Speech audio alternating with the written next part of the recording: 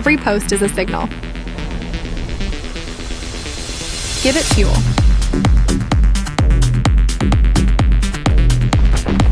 Boost eggs, the social value layer.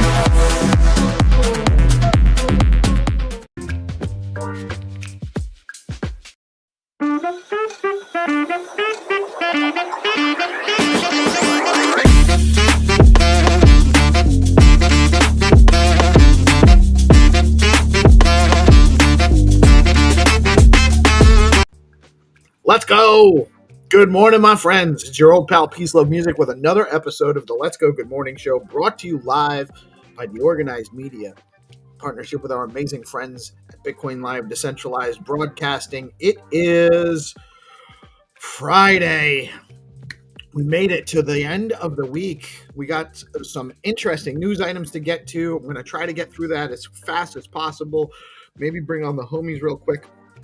And then at 9, we're going to jump in and cover the space, the first Stacks Lab Space official office hours with Alex Miller, new non-interim CEO, just the CEO there now.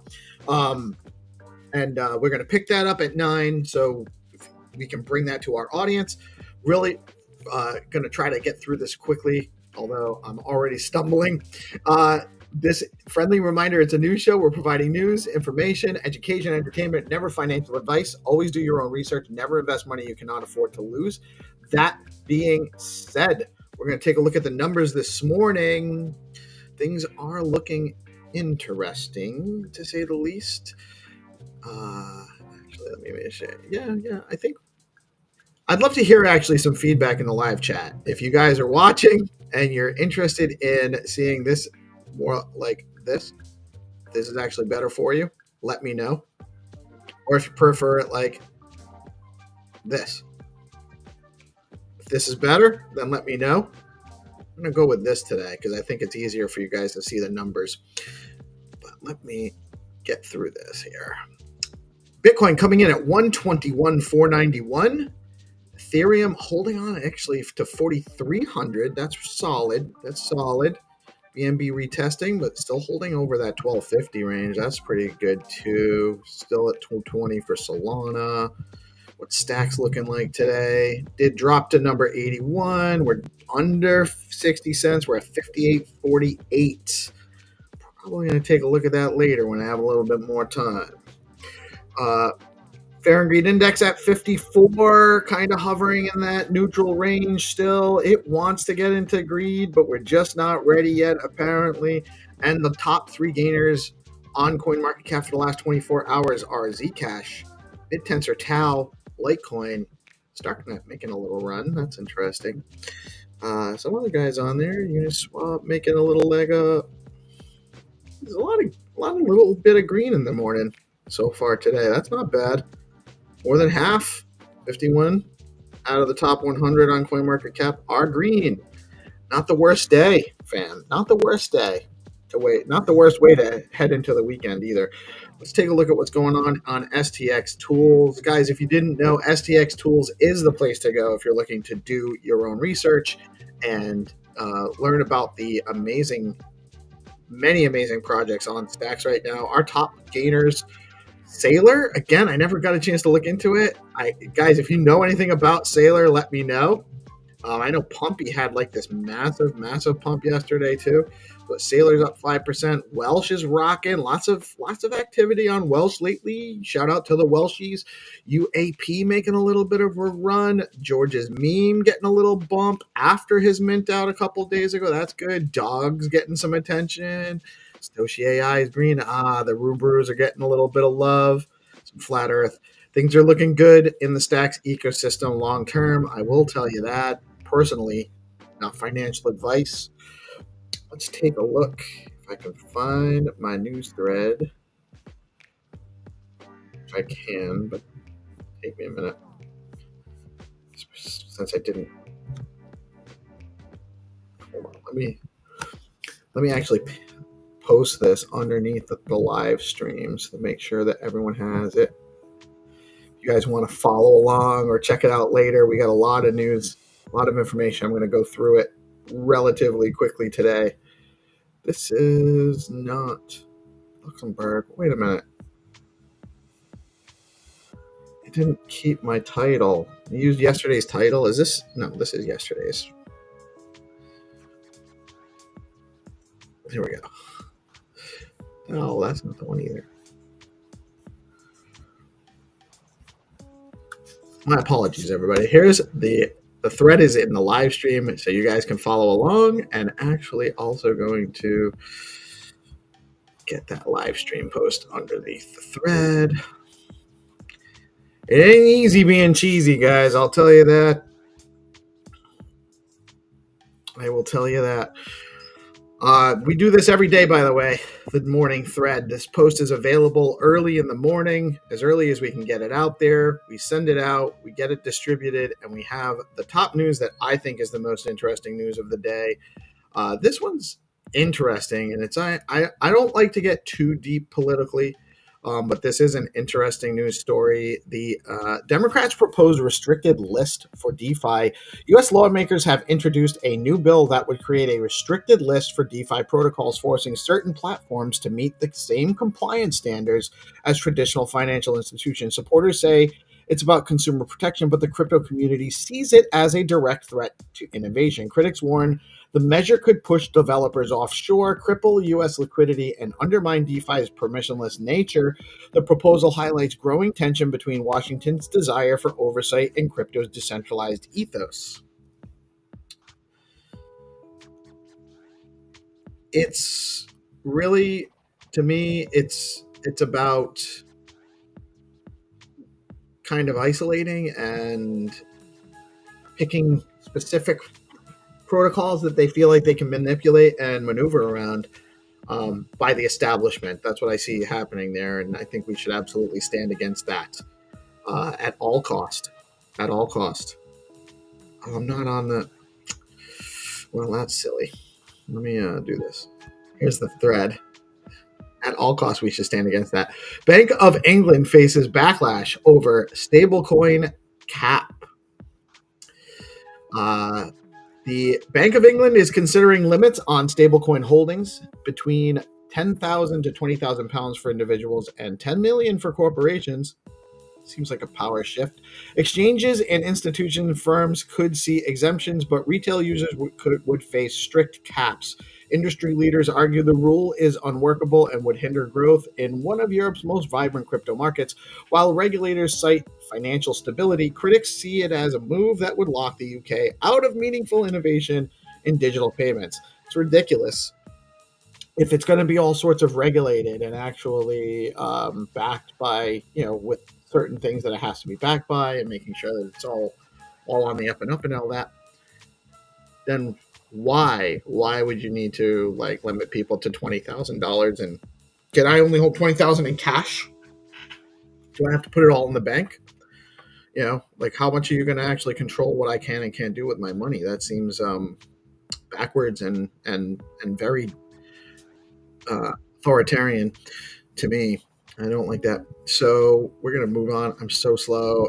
Stacking down yield today, 8.2% on STSTX with your yield in STX, or 7.9% with STSTX BTC, your yield in SBTC, or you can get 9.5% on your stacks today over at Stacking Dow with native BTC rewards. Stay liquid, stack smarter. Use Stacking Dow, powered by Stacks. South Korea expands crypto seizures for tax debts. South Korea's tax authorities are ramping up enforcement, expanding crypto seizures tied to unpaid taxes. The new measures include automated systems designed to identify wallets associated with tax delinquency and freeze funds directly. This effort signals a growing trend among governments using blockchain data to pursue compliance. While effective, critics warn the policy could overreach, potentially targeting users before due process or proper appeals are in place. Yeah, well, that's not the right way, but who's to say that they won't do that? Kazakhstan wipes out 130 shadow crypto platforms.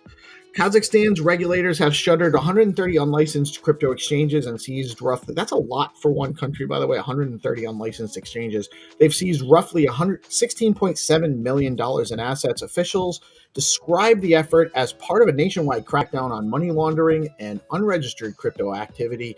While the country has positioned itself as a mining hub, its regulatory stance has hardened dramatically.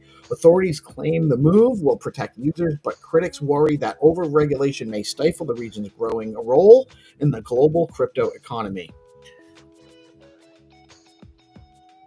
They definitely should be cracking down on illegal actors, in my opinion.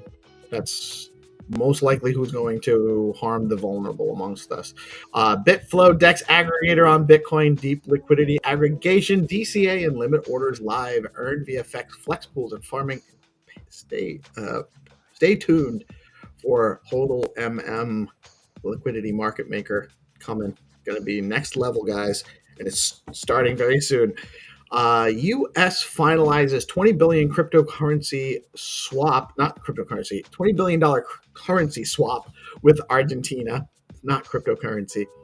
The U.S. and Argentina have signed a $20 billion currency swap agreement aimed at stabilizing Argentina's markets and strengthening its foreign exchange reserves. The move underscores Washington's efforts to reinforce economic ties in Latin America amid global liquidity challenges. For crypto traders, this deal is seen as a signal of shifting macroeconomic priorities that could ripple into risk markets, potentially influencing investors' sentiment and capital flows. This is a strategic ally. This is a support for a strategic ally, cementing a relationship with a strategic ally that helps us bolster and protect against potential limiting of resources available to some of our global competitors. This is a free market in action between nations. All for it, to be honest. I'm not opposed to this from a strategic point of view for the U.S. Altcoins rise. Altcoins rise on Polymarket's soaring valuation. This is an interesting one, actually. Polymarket's meteoric growth has sparked a mini altcoin rally with tokens linked to its underlying infrastructure like UMA and Matic. Can't believe Maddox actually got something going for it finally. Posting notable gains, the prediction market platform's rising valuation reflects a surge in on-chain participation and public interest in decentralized forecasting tools. Analysts say Polymarket's momentum highlights the broader appetite for real-world use cases that blend DeFi, social engagement, and data markets, pushing crypto adoption beyond speculation. Heck yeah. That is what we're waiting for. That is what we want. Tapsy aligns with Chainlink and leads crypto pre-sales. Tapsy has announced a new partnership with Chainlink to power its pre-sale and tokenization infrastructure, expanding its reach within the DeFi ecosystem. The collaboration aims to improve security, transparency, and automation for early-stage projects. Leveraging Chainlink's Oracle technology, Tapsy positions itself as a bridge between pre-sales and mainstream adoption.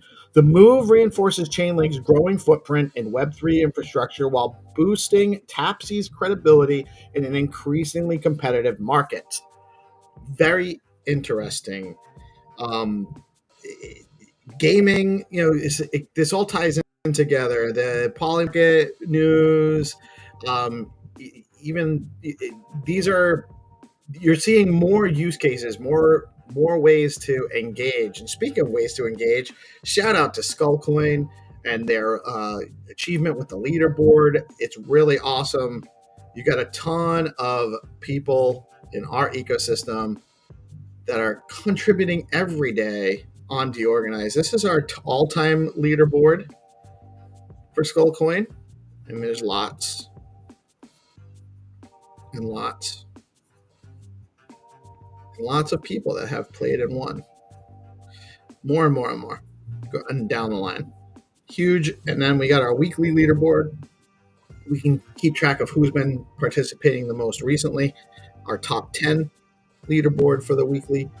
is, and this is our first weekly leaderboard. So shout out to Wenyu, one of our ambassadors for DeOrganized, and DeFi Dictator. Didi's it's just a matter of me having a conversation with him, to be honest with you. He'd probably be an ambassador for us too. All of these guys coming in, playing every day. Shout out to you guys, but big ups to our leaders, Wenyu and Didi, and all these guys, Elder Statesman, Father Abraham, Nixie, the Great One, STX, Cody actually is a newer player, I think. Degen Hush, Crypto Lady, Only One MS. These guys are coming out. Sometimes these guys take a lot in a week. It's not just one win every week. Sometimes these guys are on here. So looking forward to seeing how this aligns and changes as we move forward. And real quick, just going over the calendar today. Whatever morning, great time. I was late and couldn't stick around because I'm late on my show scheduling today. The more we add to the processes, the harder it gets to keep up with everything. We have the Let's Go Good Morning show, which you're watching now. We're going to cover at 9 a.m. in just 4 minutes the Stacks Labs office hours with Alex Miller. Skullcoin BTC, we will have at 9:30. We'll break off from the office hours at 9:30 to have our Skullcoin show. At 10:30, we have the Sip and Innovation call with me, Hero Gamer Hattie. We got a great lineup of OGs building. We're going to talk about Clarity 4 and the WebAuthn passkeys function, native passkeys built into Clarity, into Stacks, and what that means for the ecosystem moving forward. And at 7 p.m. every Friday is the Friday edition of the DeOrganized Nightly Show with GP and friends. There'll be some games, some fun. Check them out. Always a great way to round out your week. Oh, I missed Purple Pill Friday on here. Sorry, Dan and Brad. 5 p.m. before the DeOrganized Nightly Show is the Purple Pill Friday. It's the longest running stacks-oriented space on X. Dan and Brad, a.k.a. Fluid Voice. Dan Trevino, everyone knows I'm talking about Dan. They have a great show. OGs, it's also a great time to catch up on what's going on in the Stacks ecosystem weekly. If you only watch one show besides ours, the Purple Pill Friday is a great one to get into. That is the news. I'm going to bring on the homies. I'm running late. I'll talk to you about our sponsors in a little bit. Let me bring the guys in. GP, what up? What up? Good morning. Good morning. Happy Friday, dude. Happy Friday. Thank God, man. Thank God we made it. TGIF, dude. Hana. GM. You're rocking it. Who's that? Who are you representing today with that shirt? Glory, glory, Man United. I know a lot of people are not going to be happy because of Manchester. Tenderly's not happy. Nah, Chelsea, bro. All blues. You see. And GP, what up? A good T-shirt right there. Yeah. Vegeta. I love the heart, though. I love the heart. Like, I need to have one of those. Yeah. I think Peace should hook us with the DeOrganized match, bro. You know what? I absolutely need to come up with some merch and definitely get you guys some to regularly wear. I've just been sitting around doing nothing when I should be designing some merch for you guys. Man, what are you doing, dude? Seriously, gosh. We know you're busy as they come, man. You're busier than the average bear. I know, even with all the help I'm getting from you Chads all the time, which is a lot, by the way. Like, you guys do a lot of lifting for us here, and I just still can't keep up with it all all the time. It's a lot. It's a lot going on in our space. But I mean, the most important thing is that we're here. We're getting these stories out. We're covering what's on, and we're bringing it to our audience, our beloved audience. By the way, a couple of guys in the chat, GM, P-Lord, what's up, brother? TGIF for sure. Happy birthday, Pip. It was Pip's birthday, I think, yesterday. I didn't hear about it until this morning, but happy birthday, brother. Hope you have an amazing birthday weekend. What's up, X Inc? Eric's X Inc. Looking forward to seeing some more from them soon. Maybe even have some merch to show you from that side of things. And update with Leo. Afternoon from here. I'm not welcome. Good morning, or good afternoon to you, sir. And yes, Eric, let's go.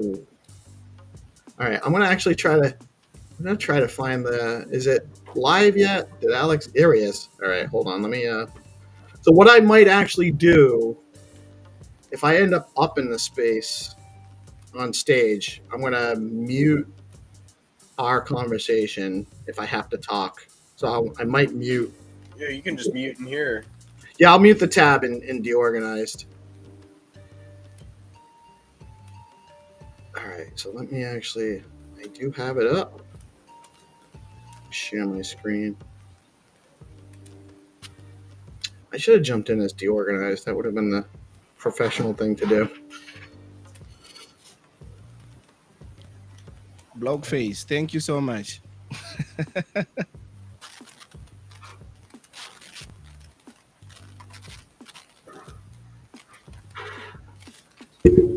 I'm gonna jump in under the DeOrganized account. Do it. Just to have Is it Tenderly and 300 have opposite haircut? Crazy. What happened? Yeah, the comment by Blogface. I can't see it right now. What did he say? He said Tenderly and 300 have the opposite haircut. Like, I have hair and trees have no hair.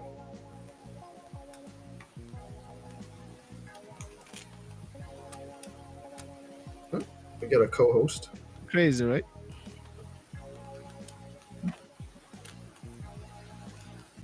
Yeah, Peace is doing the Lord's work, representing DeOrganized. All right, I'm gonna mute you guys for a minute. I won't be able to hear you guys talking. I'm just gonna mute the tab so you guys can still hear me. Feel free to talk about anything. I'll message you on that. I don't hear. There we go.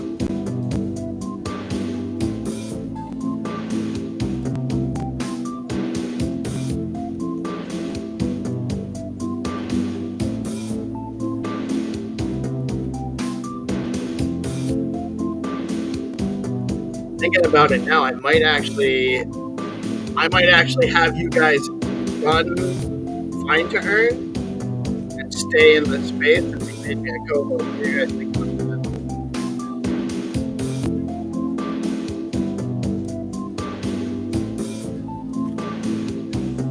I didn't hear you guys. Do what you gotta do. All right, we'll go ahead and get this thing kicked off. Good morning, everybody. Good morning, peace, love. How you doing today, bud? Good morning, Alex. I'm doing excellent, man. I really think things are. I'm feeling very positive about all sorts of things on all sorts of fronts.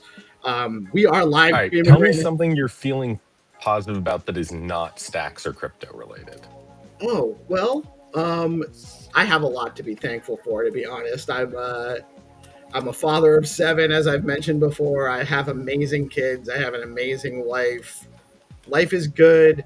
I think despite a lot of the, since we're talking about outside of stacks and outside of crypto, I do think that while there's a lot of polarization in the broader political sense, I think people are starting to. What are you talking about? I haven't seen anyone be polarized. I think people are actually starting to get a little bit more open-minded to talking things over and maybe trying to figure out compromises, not at the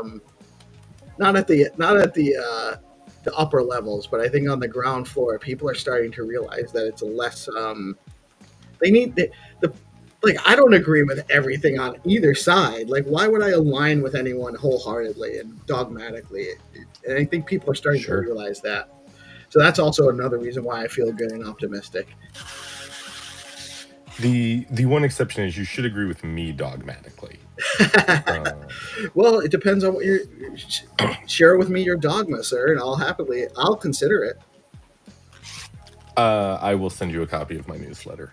You can read up on my ideas, my wild and outlandish ideas. I will absolutely respond to, but Excellent. Well, turning to the world of stats, because that's pretty cool. There's a lot that's happened this week. Let's see. We've got so obviously first off, we had the Dex screener listing go live yesterday, which was that yesterday or the day before, which I know a lot of people had been waiting a while for. Shout out to Rubes for having kind of pushed that forward, and Rick from the formerly Stacks Foundation, now Stacks Labs team, working with him on that, along with Shaley from our team. Huge achievement. Huge achievement. That was a lot of work. I watched that happen over months and months, and well done, everybody. Yeah. Yep, definitely one of those cases of of an important resource, but where, man, they can just drag their feet or get lost in the shuffle a lot with companies like that. Been pushing forward a ton of. I'm trying to think. So last week on office hours, obviously we talked a lot about kind of the upcoming schedules and things, and major projects that we're working on, like dual stacking. What else have you seen being talked about this week? One of the coolest things, and actually at 10:30 we do our regular weekly SIP show on DeOrganized, and we have a huge slate of guys coming on to talk about Clarity 4 is coming. The vote's going to be coming. I think it passed out the technical cab, which is the only cab it needs to get out of. And then WebAuthn passkey, native passkey WebAuthn in Clarity has been added. Rafa's coming on. We're going to talk, like Rafa, Bryce, a bunch of guys are coming on to talk about that. I think that's very exciting because I think it gives us it's a really interesting onboard functionality that we can build into some of the apps that, especially the ones that are maybe a little less financial based on the front end. Some of the more that might attract people from non-native. It's easier to onboard non-native crypto users into some of the more engagement level apps type of thing, and that's really exciting to me. Also, WebAuthn's a pretty amazing standard, and anyone who works at Labs or Hero can tell you how constantly I harp on using security keys for protecting all of our accounts, which are obviously very locked down given the industry we work in. And so being able to use those linked up with smart contracts on Clarity is pretty cool, and it's much more convenient than having to buy ledgers. Yes, right. And I've been told some people have opinions that obviously the current wallet standard and or cold storage is more secure, and we can always kind of we can make sure that we're educating users to that if they're putting significant sums of money, they might want to start engaging in some of those deeper security things. But onboarding new users, very rarely are they putting large sums of money in it first anyway. So it's about convenience, making it easy for them to use and onboard, so they don't get a roadblock just trying to figure out how to engage. Yep. Yeah, the initial onboarding and then providing good transition paths is a really key thing. And I think the comparing WebAuthn and security keys to a multi-sig ledger is not the right comparison in my mind, because that's not what most people are going to trade it off against. It's comparing it to using a hot wallet or a custodial solution. And I think unquestionably, compared to either of those things, a security key is a far, far better solution.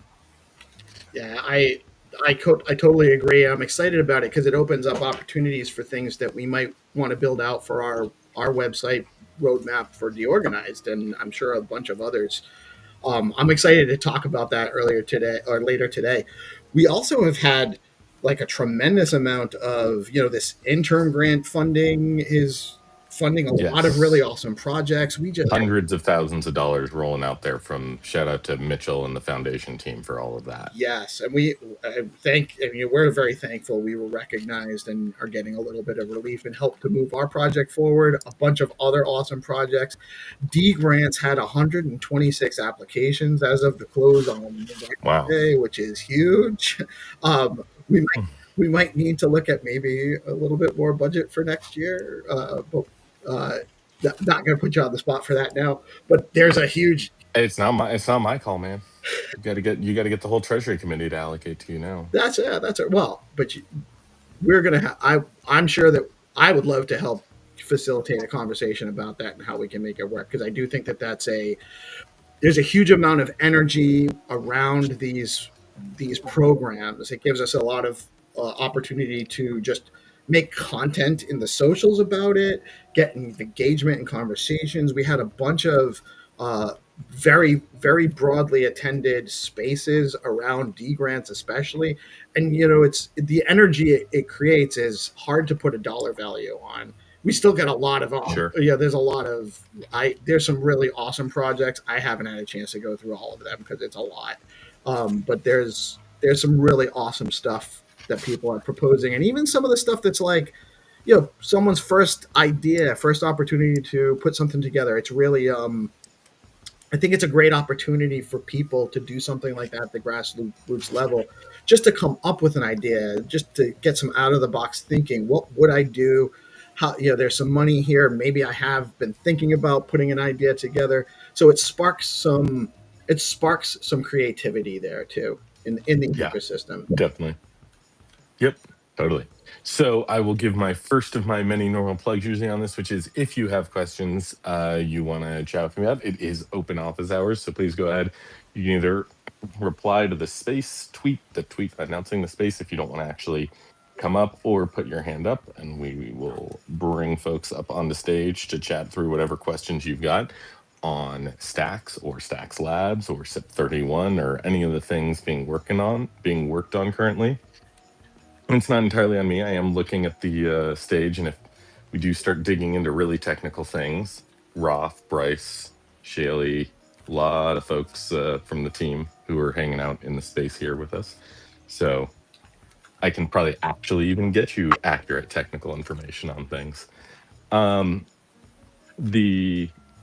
Let's see, what else is kind of top of mind right now? What's questions that you've got, Pete, or that you've seen people with?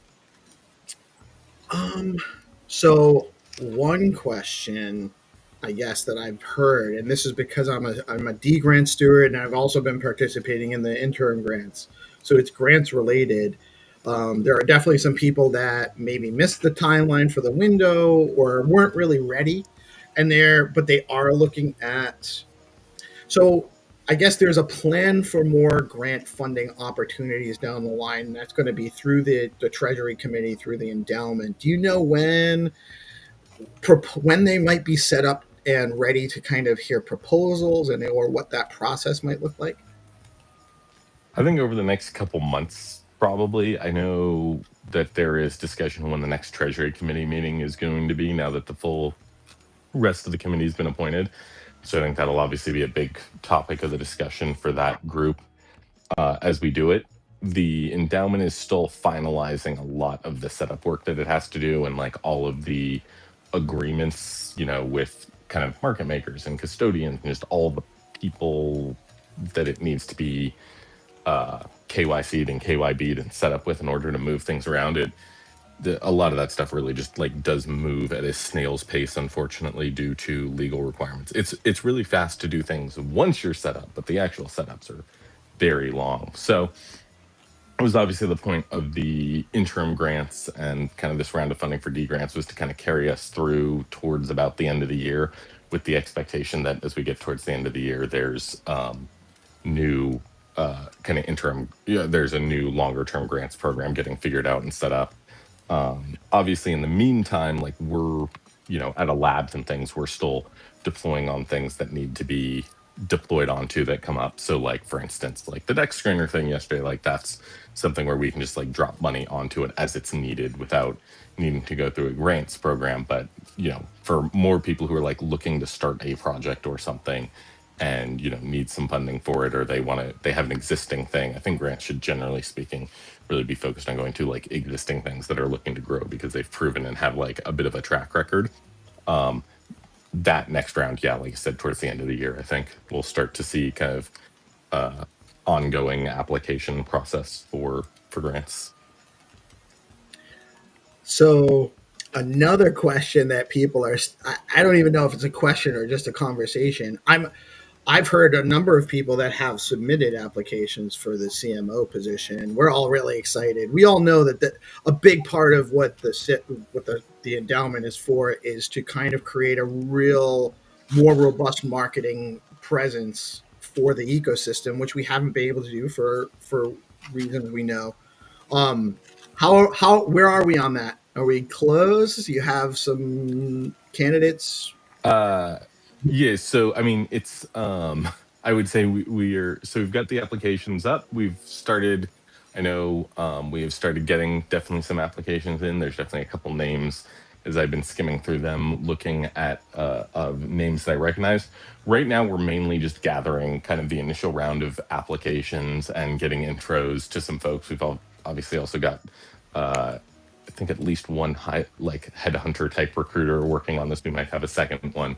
So, right now I would call this the casting the net phase of it. And we'll probably start most of the kind of the formal conversations with people in a couple weeks. Once we've kind of had the opportunity, had the chance for the wide net to be cast and a good range of applications to come in on things.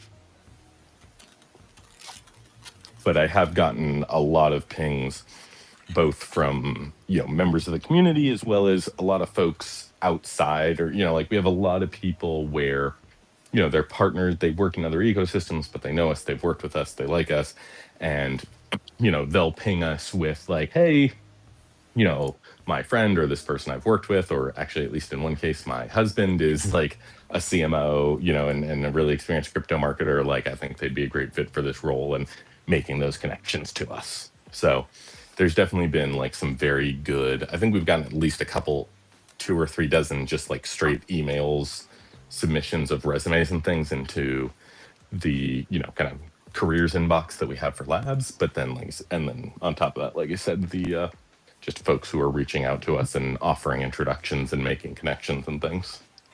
So I'm feeling pretty optimistic about our ability to find someone who will be really good here. But this is definitely not like finding someone to rebuild your do some landscaping work where you can just kind of like make a quick post on Facebook and grab them. The total end-to-end process for hiring someone at this level is probably a 3-month process minimum, right? Because like I said, it's like kind of this 4 to 6 weeks of initial putting things out, gathering a list of names, start doing rounds of interviews. We need someone, especially for me, this person's going to be working like very directly with me a lot, and with Adriano and with Alexis, our head of product, right? Very kind of critical member of the exec team. And so it's not just a question of, hey, do they make killer memes, but are they actually capable of operating at the strategic level that we need them to do? Do they mesh with the rest of the executive team? Marketing and brand is only as good as it is in sync, especially with product and technology, right? It all really has to line up and fit together. And so it's weeks and weeks of interviews with people just to make sure that we're actually getting someone that will vibe and gel with our team. Because of course, the worst thing we could do right now is hire someone who doesn't really mesh with the rest of the executive team, isn't able to do what we need them to do, and then we're back searching for another CMO in 6 months. Yeah, that totally makes sense. But it is a requirement that they are a dank memer, correct? Like that's what.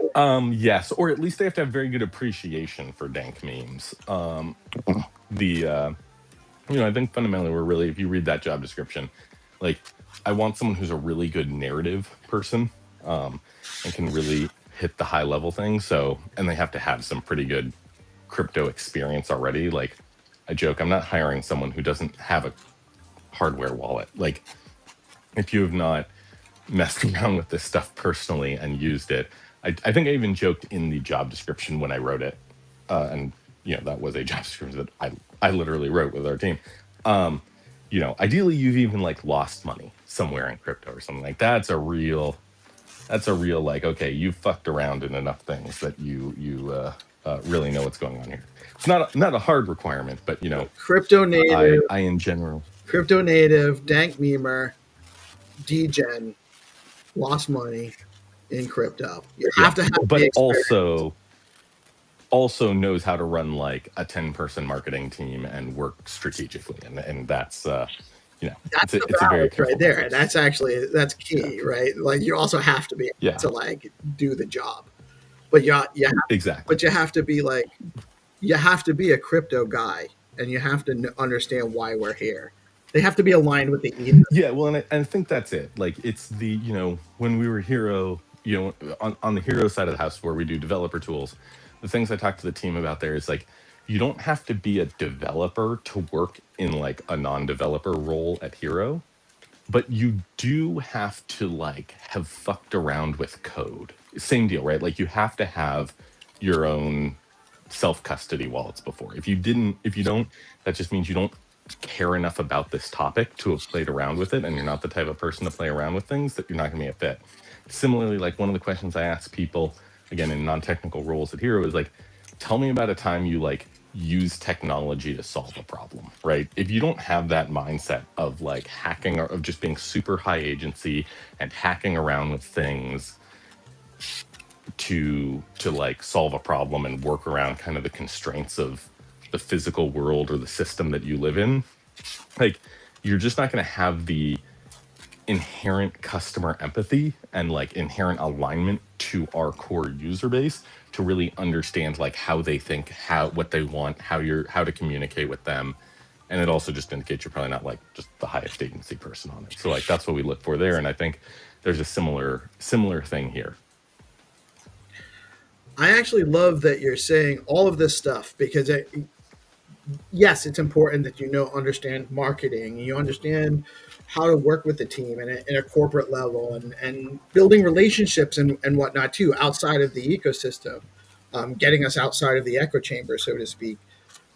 There was a lot, over the course of the last few months, several people have expressed concerns that the latter was the focus, that it was they're worried that it will be a corporate person without the degen, memer, industry understanding. So I think that there are a lot of people that love what you're saying right now.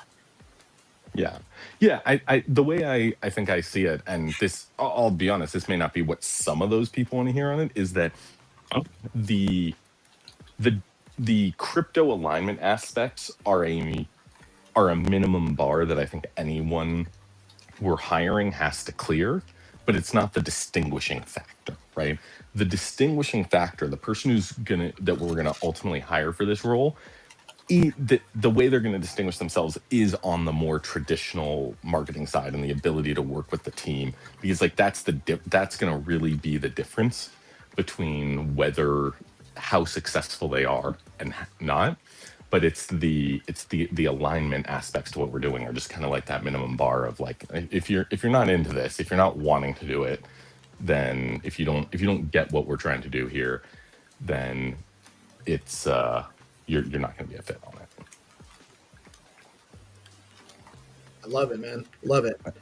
Yeah, I see Tinderly. Well, we both have him on stage, but also dropped the question on the replies to the thing.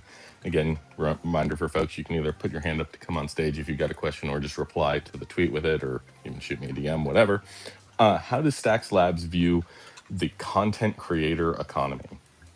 I view it kind of, I'm not sure there's like an official Stacks Labs position on it. I can tell you kind of what my view on it is, which is it's kind of a couple-fold thing. We talked a lot during Step 31 about the desire to have like a comprehensive ecosystem here, right? Or like, it's if you go back and you look at like how we talk about what our mission is, it's to activate the Bitcoin economy, and that crosses a lot of different dimensions, right? DeFi is obviously a huge part of that.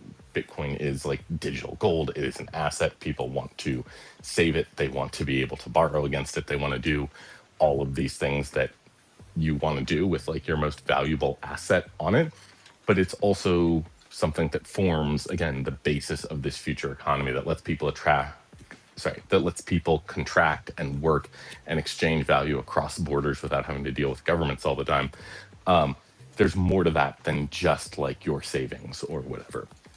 And so I think the culture around it and letting people embrace that is a really big, important thing, because I don't know, people like soul to things, I think, overall.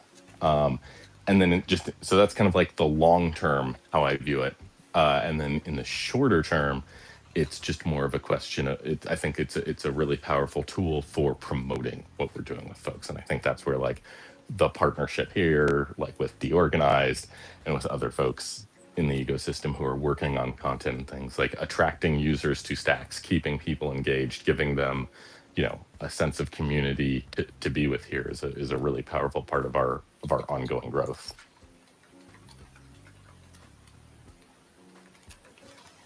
I love that.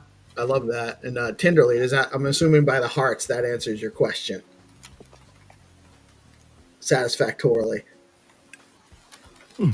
Tinderly's been making a ton of content, by the way, like permissionlessly, with permission, using our brand, but also just kind of going out, doing a ton of stuff, getting involved. And we have a very robust grassroots level, or in the trenches level community growing. The Stacks AI Guild, which Hero and 300 put together, is doing a ton of great work. Obviously, there's a lot of like indie devs that are just cranking all the time. Kai's killing stuff. Rocky and Blockface are doing awesome stuff. We got Crypto Dude. I'm starting to list people, and now I'm gonna like forget people. So I'm like, I don't want to say like Zenitron with Skullcoin, building some engaging experiences. So many things happening on the grassroots level, but as like the content creator and or engagement economy, I do think that's actually going to be very important for the retail cycle, which is coming up next, personally. Yeah, I'm very curious to see what happens on the retail versus the institutional side. It's very hard to predict. And I mean, I don't know. I'm not sure where we are in terms of a retail cycle coming in. At some point, retail's going to come and start back up in. It's actually just crazy to think about how large Bitcoin and like the crypto ecosystem has gotten in the last couple of years, with the vast majority of retail and people still pulled back and not wanting anything to do with it. And when that changes and they come in, that's going to be just a great surge forward, because that's also going to just drive everything. Personally, I think that comes in full boat in the next cycle, like after the halving, like based on, that's just my prediction. Obviously we want to build for it, so we're prepared for it when it really hits. I think we're a few years away from that really hitting. We're still in the infancy of the institutional adoption phase right now. It's crazy where we are in the last year, by the way, in that front. Like, amazing. That very well may be. I don't even bother trying to predict it. Like, my view is just go heads down and just build stuff, and then at some point people will use it, which is kind of it. All right, I see a couple more questions got dropped in the replies here. So one on what's status on the wallet integration. It's technically done. We're waiting on like the partners marketing and PR side of things, because there's also, I mentioned this last time, I think there's like a third party involved too. And so it is just a matter of like trying to push forward and get everyone to sign off on things so we can actually make good announcements and get like a nice PR boost from it. But unfortunately, as we've talked about a lot, when you're dealing with partners, you are dependent on their timelines as well as your own. So we're waiting to see what that is, and should have. I'm now hoping for next week, but we'll see. Similar. Let's see. Wait, I just saw one that now disappeared for me. From Dirk. There we go. As CEO, what's the biggest vulnerability of Stacks at its current state? That is a good question. Um, I'm laughing slightly because I think stacks among every crypto ecosystem, there's a lot of them. How do you pick just one? How do you pick your favorite child, George? I think the answer to a degree there is like the complexity of what we're trying to do. There's so many moving parts and things that have to come together to land. Like I was, Andre and I, who's hanging out here, looking at the planning and stuff for like dual stacking launch coming up, and just the number of moving parts that go into it because like dual stacking, like the tech, shipping the contract to the network, sure, Yeah. like that's pretty straightforward and easy to do. But So what else pay do attention. how much do we try and align other announcements at the same time to drive things, again, especially there because it creates external dependencies. We're not just, even though we've consolidated all the core work into Stacks Labs and that's all in one place, there's still lots of builders in the ecosystem that we work with. There's all these integration partners. There's press. One of the funniest things that's always been a trial for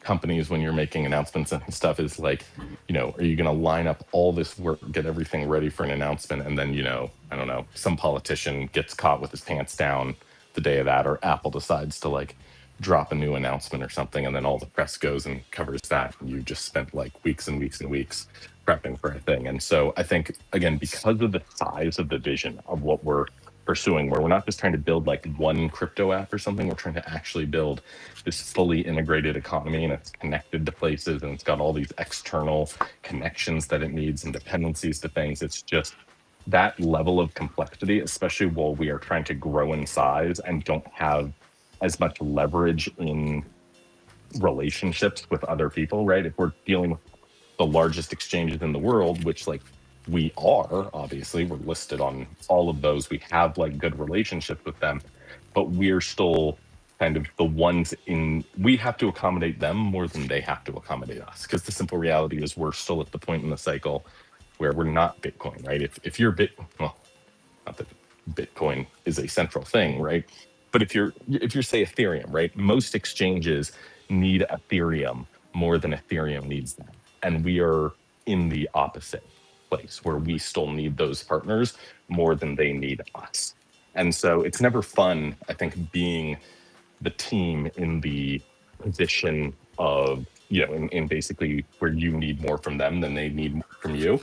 And this actually kind of even goes back to the content creator question, right? Which is a lot of that is sentiment based, right? And so the more that we can drive like good engagement on Twitter and create the sense of momentum around stacks and things, and the more that people feel like they really, this is where the future is, and so they need to be dealing with.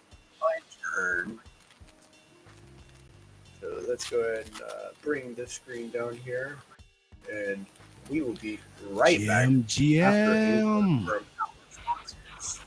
GM models. Big shout out to our marketing partners, Stacking Flow. Be right back right after a word from our sponsors. And some fun earn rounds and have some fun.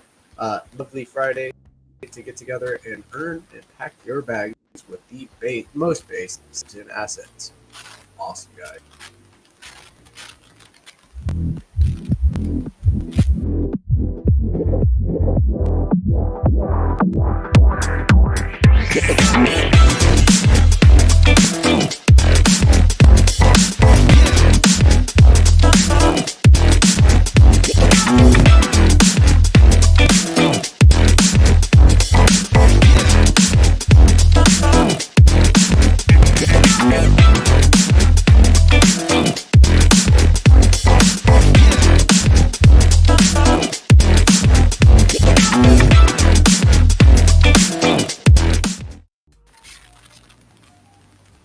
Scan that QR code, guys. Get into the know. Earn 10% on your stack. With We don't hear a piece, This is pieces in the office hours right now with Alex Miller. So here, let me run this Bitflow ad. So now a word from Bitflow.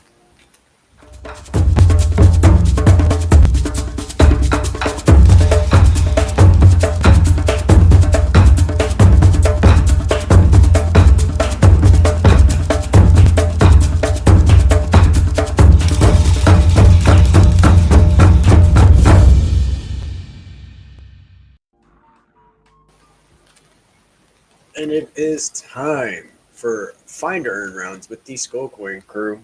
What's up, Zinni? How are we doing today, brother? Okay, let the hunt begin. Yeah, we're ready. So everything is fine. Leaderboard is working, and we are ready to go.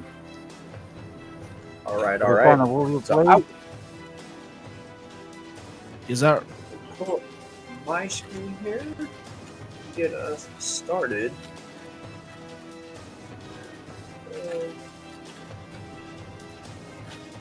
And we are going to the Skullcoin BTC account, guys, on X. Getting ready for these Find or Earn rounds. Look, the first thing that you need to do and know about the Find or Earn rounds, first of all, is to follow Skullcoin BTC on X, and then we are liking and sharing the broadcast stream out to be eligible for your prizes. You're also going to need to like and share the game rounds that you are playing, and dropping your locations underneath the post there. So here we go. Let me wait for Skullcoin to pop up, and I'll show you exactly what the process looks like. But yeah, get ready, hunters. We are live with Find or Earn rounds. Okay, let's play the whitelist round. All right, starting off with the whitelist round. So I want to count down. sharing. I'll do a countdown. I can. Count down. Let's Oh, go. GP Have at it. Okay. No, have at it, Hunter. That's Okay. you, brother. Okay, in 5, 4, 3, 2, 1, let's go. Hande, Kamaska. Hajime. Vamos. Hajime, Hajime. Let the hunt begin. Let the fun Yeah, begin. let's go. Happy Okay. Friday. First So game is easy, and we have 4 games more. Get ready, everyone. Like, report the games, because that's how we grow. We're growing every day. We have like 5-6 followers new every day. Let's go. Very much on And the when way. we will have the winner here, we'll launch the next game after.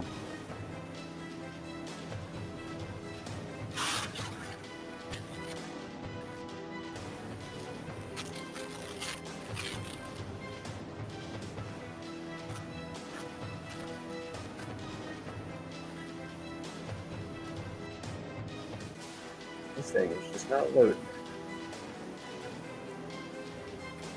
Let me try to refresh this one more time.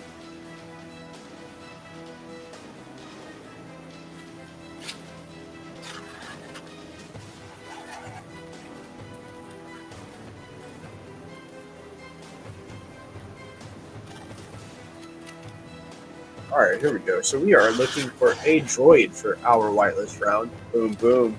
Look at this droid. He has a nice coffee getting ready for his day. We are liking and sharing the game rounds. Boom, boom, boom. We are clicking this link right here. It'll take you to your starting location. So this will be your starting location here. Right in Google Maps. Boom. Okay, the winner We are for the taking a look. first game. Where are we looking at? Yeah, you can just show how to play, move forward. Yeah, And the so winner for the first moving game forward. is assistant boyfriend. He was faster, like than 300 for 9 seconds. wow, close match there. We have I all saw players three on the off- locations. We have Sukuna BTC, Afrobeats, Make a Way, Morris White, Kirchhoff, and Dialamin, Leslie, Zakaria Karube, Phantom Hive, Shenkomai, all of them play the games. Good game, and we start the next game. All the games will be easy today, so try to be just the first. Not skip open games, because every the new player can win. All right. Good luck, Hunter. Got to be quick with this one. Let's go. We're ahead of Skullcoin account right now, Monday. so that is Skullcoin BTC. Boom, boom. Okay, let's go. Who wanna count down? I'll do a countdown in 5, Let's go. 4, 3, 2, 1. Let's go. Ande. Llegalo. So we are refreshing the Stablecoin BTC account on X here. Looking for this game round, and we are looking for a B Pepe riding a bike with his buddy right here. I don't know who this is. Is this music from a different dimension again? I do not know, but B Pepe Yeah, riding probably. a bike. What's with the long face, man? Riding a bike is good exercise, good for your body. So I don't know what it is, man. It's not what it's practicing. I don't know what that's about. Maybe we could clear him up by finding him in Canada.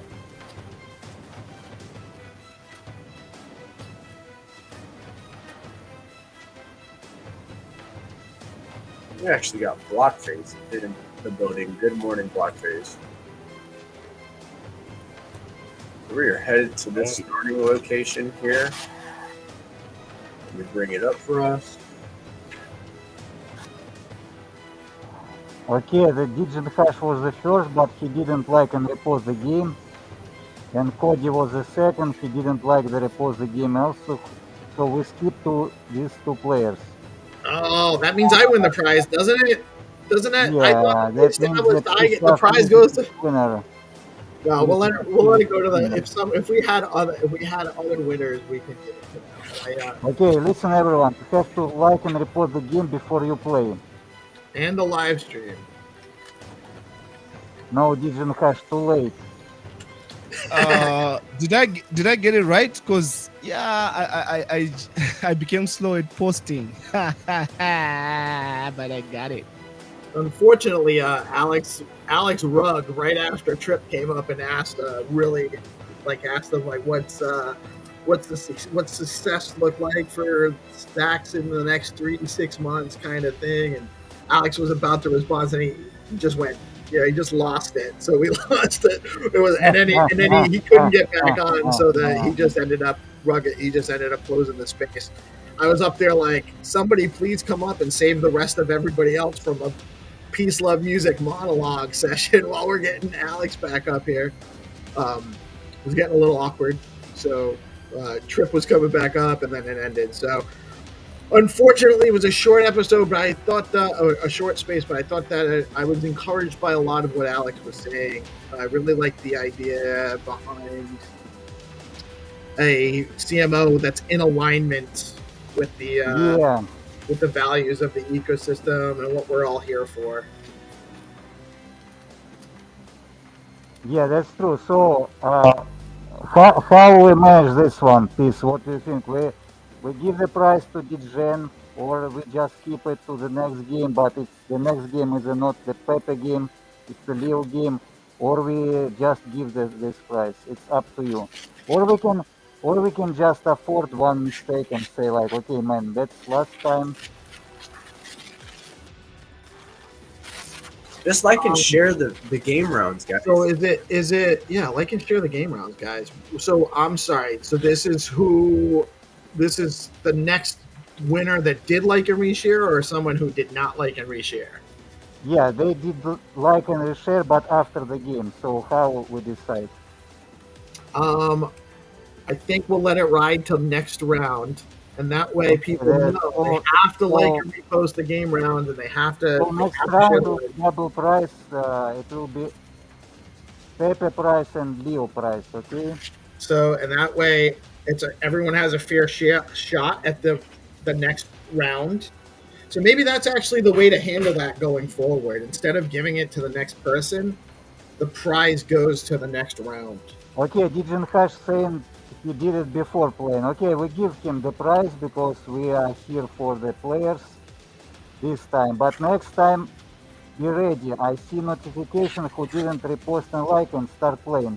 Because in fast games, I just see you just rush. Okay, let's play the next game. Digit Hash is the winner. Let's go. Get ready. The Leo game. Please, can you count down, please? In 5, 4, 3, 2, 1, let's go. Let's go. Let the count begin. Ande. Jimmy. Come on, Yeah. andiamo. Vámonos. Hyundai, Jicalo. 70k Leo for the winner.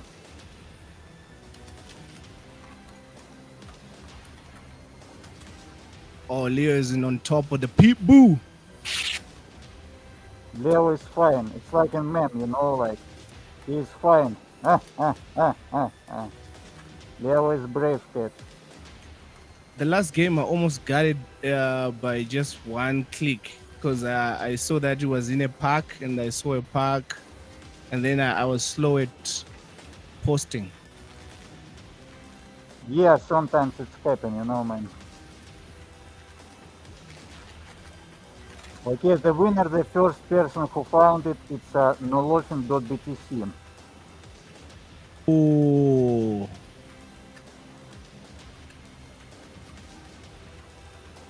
yeah, these people are getting really fast. He's a winner. He's a winner of this game, and we move on in 1 minute. We play the next Flat Earth round. Thanks our sponsors.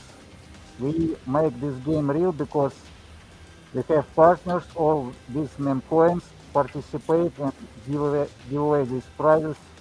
Fine Turn is like the new gen of giveaways, and it's a new genre of games. Together with the organized show, we grow. Let's go. Very interesting. Boom.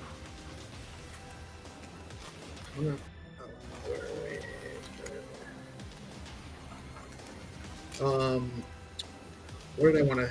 Oh, in the Sigma chat for the Skullcoin Sigma chat yesterday, I can't remember who it was now. One of the chads was mentioning that there's kind of like a 20-second delay from when we're actually streaming to so the countdown of only 5 seconds doesn't really give the live viewers any advantage because the game round actually starts on X before the stream catches up to the time.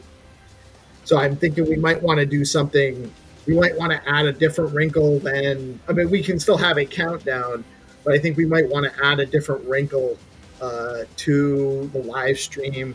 Like maybe we give, we can even display it throughout the whole show. Like there's a hashtag that they have to include with their, or something that they have to include with their submission, and they can only get that on the live stream. Yeah, we figure out like it means like we should like count down slowly because like if countdown starts, it means the game will be soon, right?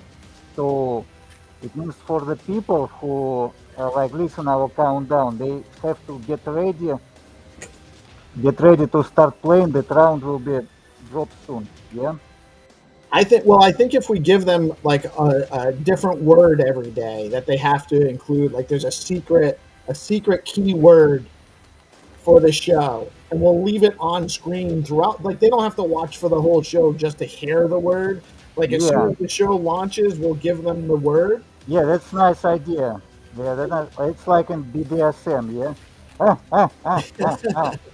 Well, and that's the thing. It'll give them the ability to that. Then they have to actually be watching the live stream to play. Yeah. You know, because they have to know the word, and we'll just leave the word up on the screen. We'll put the word up on the screen every day so that they know. We can have it up on for the whole game, for the whole game segment. It's not the stop word. It's opposite. It's a word that run. Yeah. Okay. Yeah. So we are ready to launch. I will count down. We start in 5, 4, 3, 2, 1. Let's go. Let's go. Vamos, andiamo. Andiamo, vámonos. Yeah, we keep countdowns because it's fun, but we will just upgrade.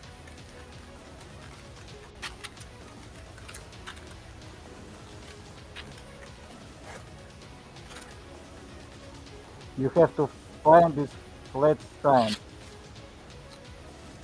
That's picture you have to find exact location, not like approximate one.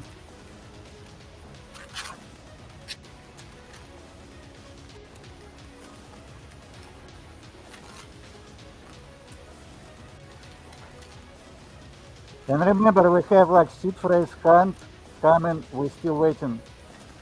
We're working on disclaimer for legal efficiency and make it fully legal. These games with Stacks Tax Foundation.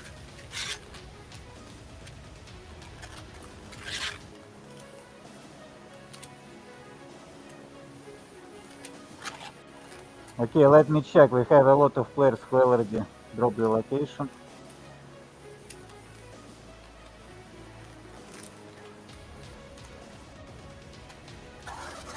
This is not right one.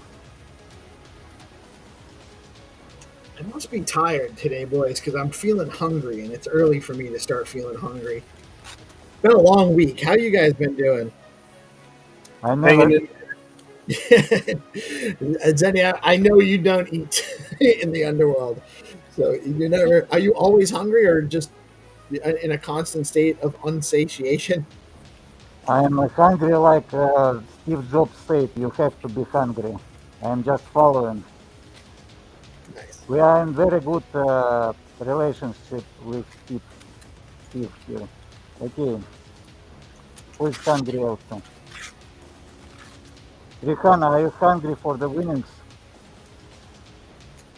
Always angry, say always angry. Angry as a lion.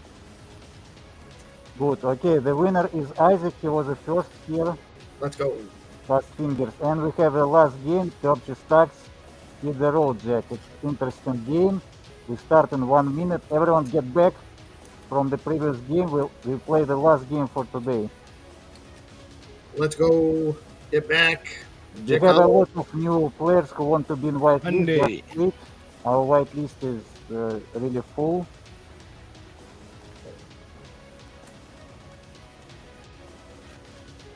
We continue on Monday. We play every weekday in 9:30 a.m. on the organized show, and sometimes we drop the game on weekend, and you can ask for whitelist. Okay, the last game. Who want to count down, please? 5, 4, 3, 2, 1. Let's go. Let's go. Andiamo. Andy, Come on. let's go. Come on, Scan.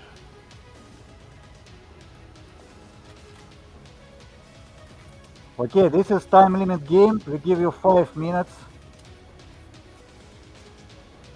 This is my black stand for glass. You see the black stand? It's a 5 minutes. You have 5 minutes, hunters, to find the horses on the road. Hit the road, Jack.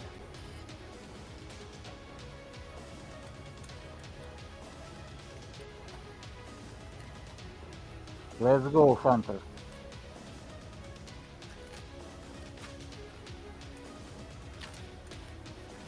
More likes and reposts.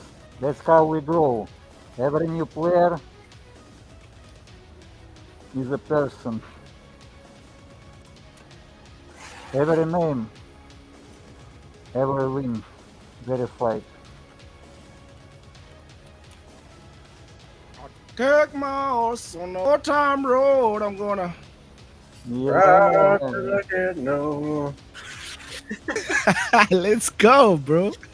Let's go. Are we forming a barbershop quartet as we speak? Yeah. Sweet Adeline. Who's saying that? Is that peace? I don't know. If I say goodbye to you tonight. Ah. Oh,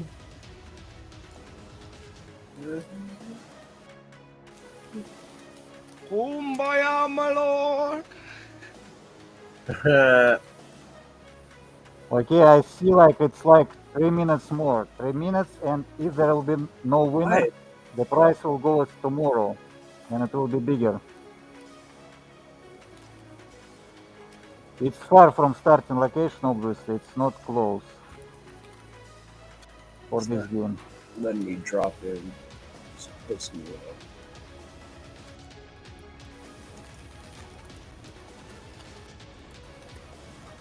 Our pro players and top players see the patterns, like the mountains on the right side, the road, the terrain, texture. Why is it not?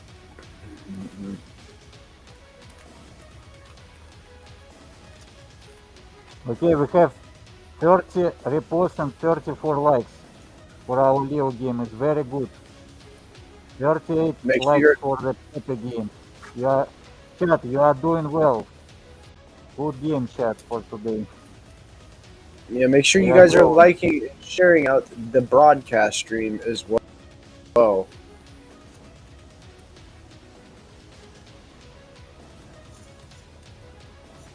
And Google Yeah, Maps and doesn't check want me to drop that Organized. today. Don't forget. Why is it doing that? Thanks.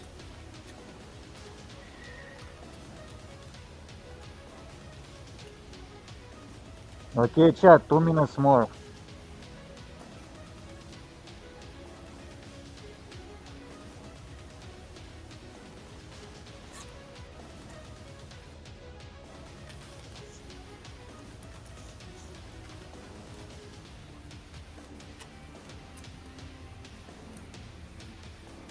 I guess it just doesn't want me to play today. Not letting you. It won't let me drop in. Yeah, just Just refresh very- the page. Try to refresh just the did. whole page. Sometimes it's lagging, but usually the maps are working well all the time. Okay, chat, 1 minute more. If there will be no winner, we'll take this price and make it bigger tomorrow, and tomorrow we'll start giving you the clues. But since it's just a road, you can just split the screen and teleport on the road, play faster.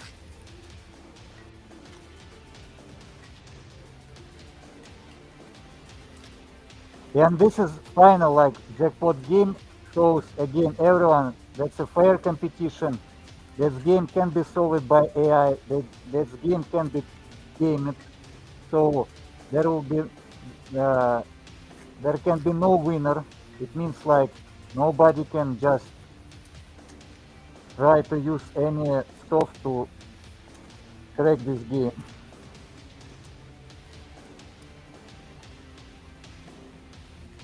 Okay, there is a small amount of black sand. Yeah. Google Maps is not dropping that little guy. I don't know what's wrong. Oh, at all? Yeah. You can't do it either?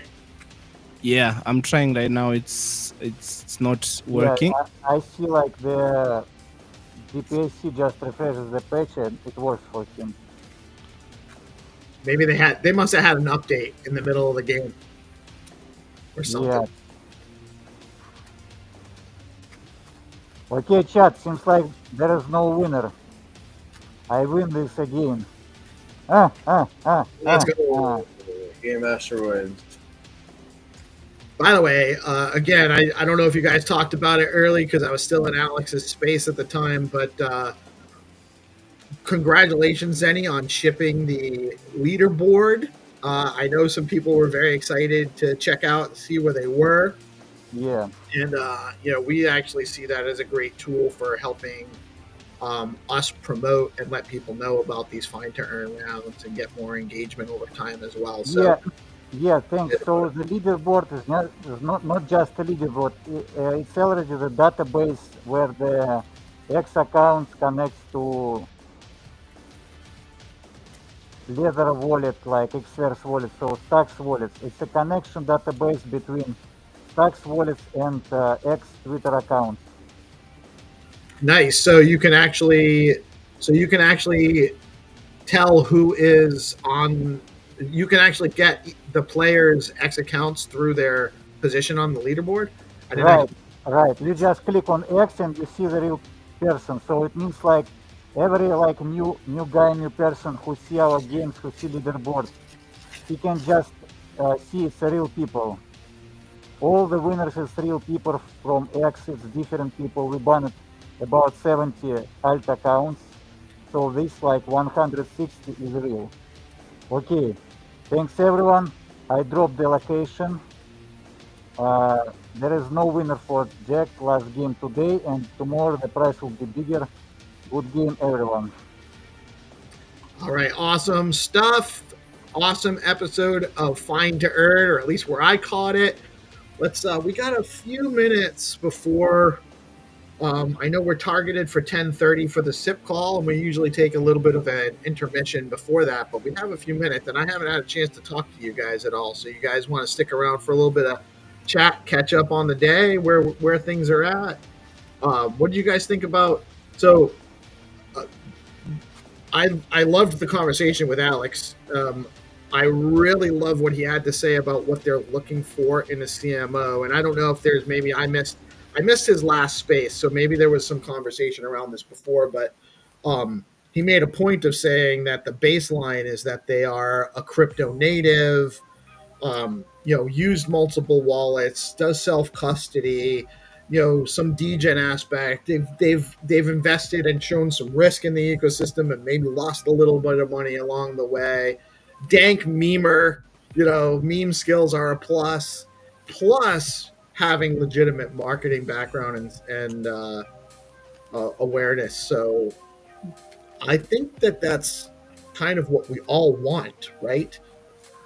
Right. A marketing capable degen is what we want. Yeah, we are degen here. We are doing marketing. Okay. You are doing the marketing anyway, yes. Yeah, I have to go to Underworld. I have some business there. All right. Well, hopefully your business is fruitful, and we will see you on Monday, sir. Are you guys, GP, are you guys doing is that tonight you guys are doing rounds in the Zest Discord? Yeah, we got Find or Earn Fridays in the Zest Discord. Trying to figure out if I'm going to be able to, so my family's always hitting me up with last minute plans and stuff. So I'm trying to hash that out. I don't know if we're going to be doing a nightly or not, but we do have Find or Earn rounds in the Zest Discord. So I will keep you guys in the know. I'll keep you guys posted. Yeah, so keep me up, DM me. Okay, yeah, I'll DM you. Have a good day, Zenny. Life. All right, right on. See you, Zenny. Thank you, man.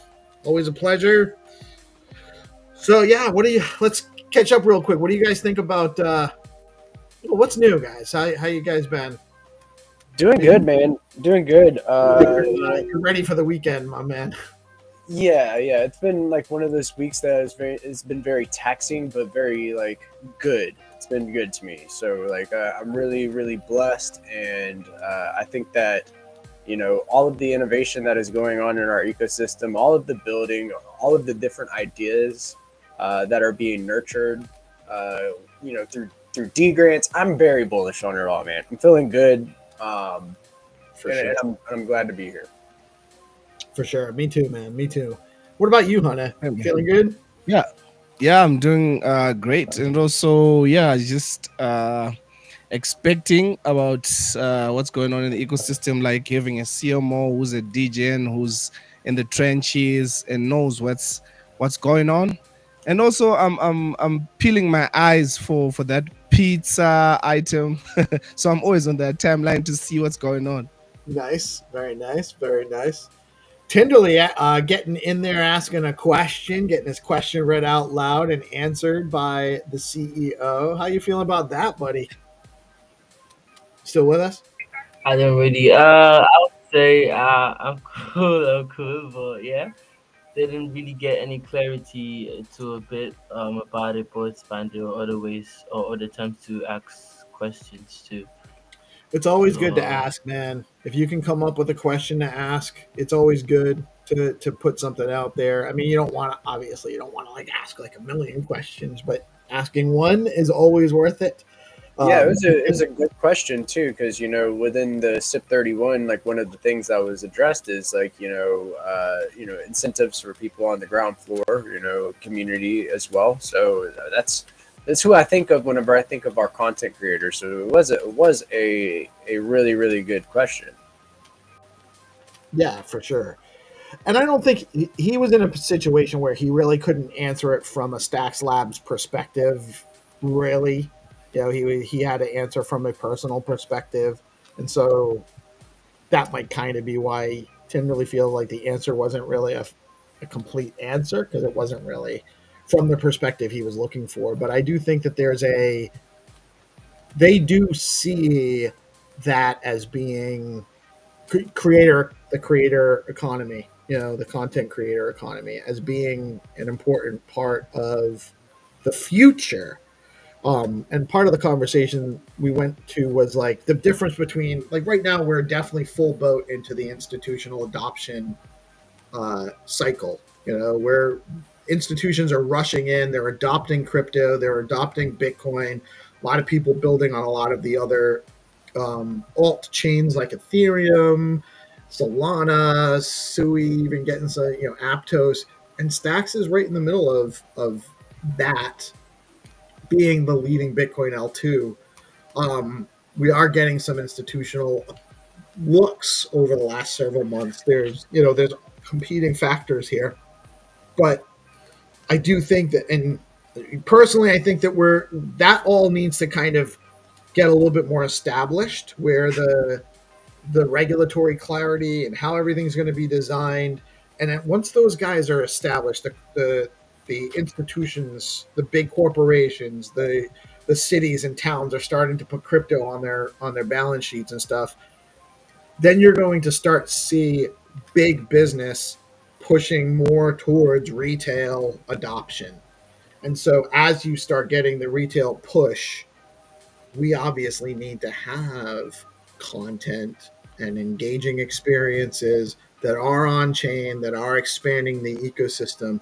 And we're building that kind of stuff right here now with Skullcoin, with BoostX and Cryptonauts and the Gigaverse stuff, and what we're doing with DeOrganized and our plans and projects like Zero Authority DAO, BNS adoption. There's all sorts of things happening in our ecosystem. Roth is building a playground with Fact Fund that's got some really cool degen stuff on the more, deck side of things, kind of similar to the Charisma vibe, and this is all like the trenches grassroots stuff. We also have some really already established, well-positioned, finance-oriented apps like Bitflow, like Velar, like Stacking DAO, like Zest, like Granite, like Alex. Like there are these entities here now that are also going to help push these content economies, these creator economies, as we start getting more liquidity into the ecosystem. So we're here at a good time. I do think we need to be patient. I don't think the normal retail users are quite ready yet. But we will be having a conversation about WebAuthn soon. Hero's got a whole lineup of people involved in Clarity 4. And Rafa had proposed WebAuthn and passkeys to be native passkey WebAuthn into Clarity. That's being added for Clarity 4. Clarity 4 vote is coming up, and we will be back at 10:30. So we have about 22 minutes. You guys have anything else you want to chat about before we take an intermission? I can always just screen share and throw some stuff up in the middle after we play some ads and whatnot. Yeah, I think that people should get activated to get into the Zest and Stacking DAO Discord. I want to throw this, this QR code up there. What happened? Oh, I am just holding control on my keyboard, and it's just like zooming in. But yeah, there's a QR code right there next to Peace to jump into the Zest Discord. We have those fine turn rounds tonight around 8 p.m. ET in the meme coin corner in the Zest Discord. So lots of fun. Also get into the Stacking DAO Discord. We have our monthly poker tournament on Saturday, tomorrow at 3 p.m. ET. Registration for guests is opening up around noon. So that's 12 p.m. ET. For guests. But if you are already in the Stacking DAO Discord and you're active, I will be sending out priority seats to our stacking chads there in the Discord. We have about 150 seats this month, so yeah, man, get in there. Go get active, guys. There's plenty of ways to pack your bags. There's prizes in STSDX and Stacking DAO Discord, and with the Zest Meme Coin Sprint, I just want to give a big old shout out to all of our community founders that are sponsoring it. We got Jack Bin Switch with Rue, Rubes with Leo. We got Silky Jones with Flat. Martin Taylor is sponsoring with Nasty. Got Jamie F sponsoring with Peggy, and we also have SDSDX from Stacking DAO in there too. So the Zest community chest is packed full of these 10 assets. And whenever you win one of them, you're packing your bags at the bottom, right? So these Zest community chests have a potential of a lot of upside there. So some really based assets in there, and I think you guys should go pack your bags with Zest. There's multiple ways to pack your bags with Zest. So get active, guys.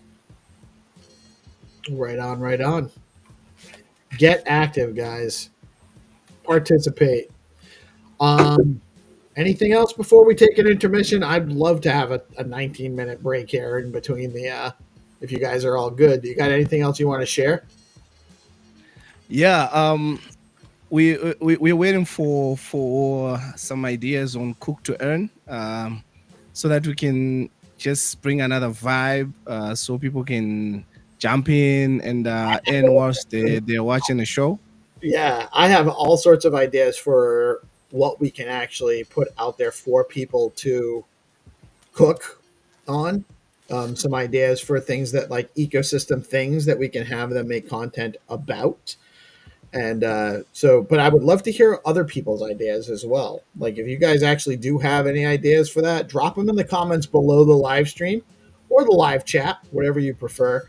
But we'll actually have a little bit more time to follow up with chats underneath the live stream, or conversate, comments underneath. But definitely, and you guys, if you're not following the Stacks AI Guild, 300, The Boys, Nosferatu, Bolu Peak, Hero Gamer, you guys should also be following Tinderly GP, obviously. Follow DeOrganized, get your stuff in. But yes, Cook to Earn. I do have more plans on ways that we can incorporate that into some of the things we're doing, both in the live streams, maybe the morning show, and just some other content contests that we're working on. We're looking on a number of things. There's a post we're going to do. There's a bounty we're going to sponsor that Romaldo and I have been working on. That's not a Cook to Earn necessarily, but there could also be some opportunities for those with a little bit better AI skill to participate in. And then I think Cook to Earn is it's going to happen. It's just a matter of I have reached a lot of my bandwidth limits. Like I can only do one thing at a time, and it's just like there's so much to do. But that is, part of the whole reason for us to be here is that we're creating engaging experiences for our audience and helping people grow and focusing on the ecosystem. So one thing we can do is create content creation opportunities that support things throughout the ecosystem, our marketing partners, our strategic partners in the ecosystem, and how we can help amplify them through facilitating contests like that. So very interested in doing more of that kind of stuff. Right on.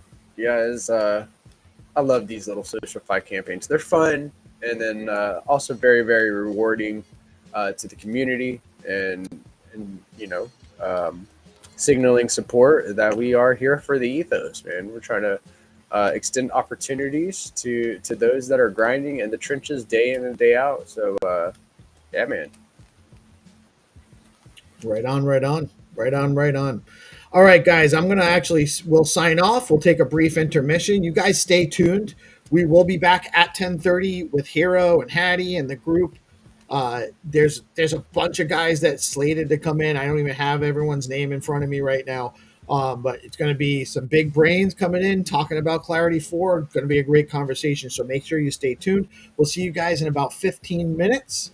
And you all have a blessed rest of your day. I am Peace Love Music. We are DeOrganized Media, coming at you live on Bitcoin Live, decentralized broadcasting every Monday through Friday. We're in there until it hurts. See, where's we got in there like swimwear. like swimwear. Hana didn't get his Jedi sword. Mine is not charged, so I have to charge it. GP is the victor again. Pumpy, good On morning. Monday. Good morning, Pumpy. I gotta figure out who's behind Pump. Who's behind Pumpy? You guys- Undoxed you. What? I think they're undoxed. They're undoxed or doxed? They're not doxed. I don't They're think. not doxed. So we don't know Who's who. behind Pumpy? They had a huge Pumpy. That was like Things that 400 make you go. 500. Yeah. Good morning, Pumpy.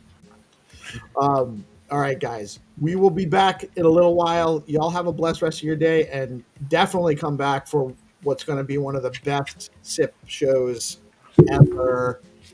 Talk to y'all soon. Peace out.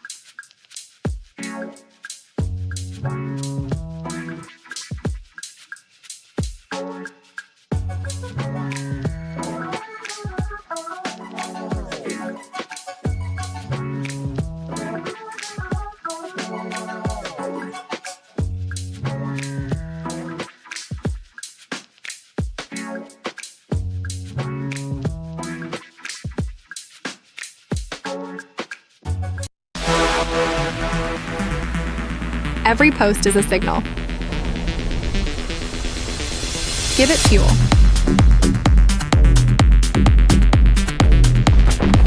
Boost eggs, the social value layer.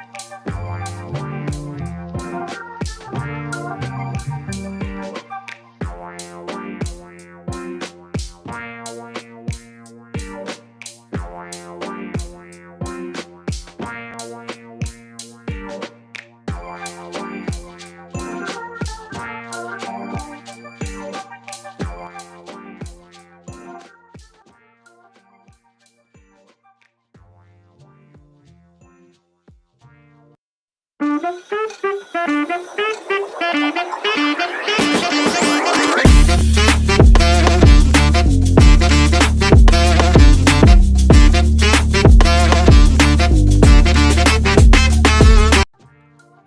go.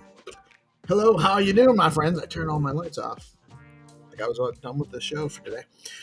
What's up, everybody? It's Peace, Love, Music back with another episode of the Stacks Improvement and Innovation Show brought to you by DeOrganized. We've got a great episode today. We are going to be talking more about Clarity 4 and the addition of WebAuthn, native WebAuthn, and passkey functionality for Clarity 4 upgrade. We got a bunch of OGs here, and let's get into it. We have, I don't see Hero. I always bring on Hero first. Let's bring on, I got Hattie. Hattie, how you doing today? Hey, how you doing? What's up? We got GPSD in the house. Blockface is going to chat with us in the conversation here. Bryce looking nice. What's up, man? How you doing today? Hey, I'm doing well. How's it going? Good, good. Eric's in the house. Eric, I really liked, we actually picked up your conversation yesterday. We were actually, I hope you don't mind, we were screen share streaming while you guys were, was that yesterday or the day before? Oh, nice. Okay. So yeah, it was an awesome conversation. We thought it was great content for us, and it now segues nicely kind of into this conversation too. So good stuff there. Appreciate it. We got Gary Reiger in the house. Gary saying he may not be able to participate much, but any contribution we get from you, sir, we greatly appreciate. And here is Hero, our Hero. How you doing today, Hero? You with us? Hero might be having some technical difficulties. Oh, there he is. Oh, yeah. Hey, what's up? Here. What's happening? How you doing today, Hero? I like it. Yeah, great. Thanks for coming up. But is Rocky a good person? Hero, you're kind of like sounds like you got some kind of like phasing issue. You're coming in and out. Yeah.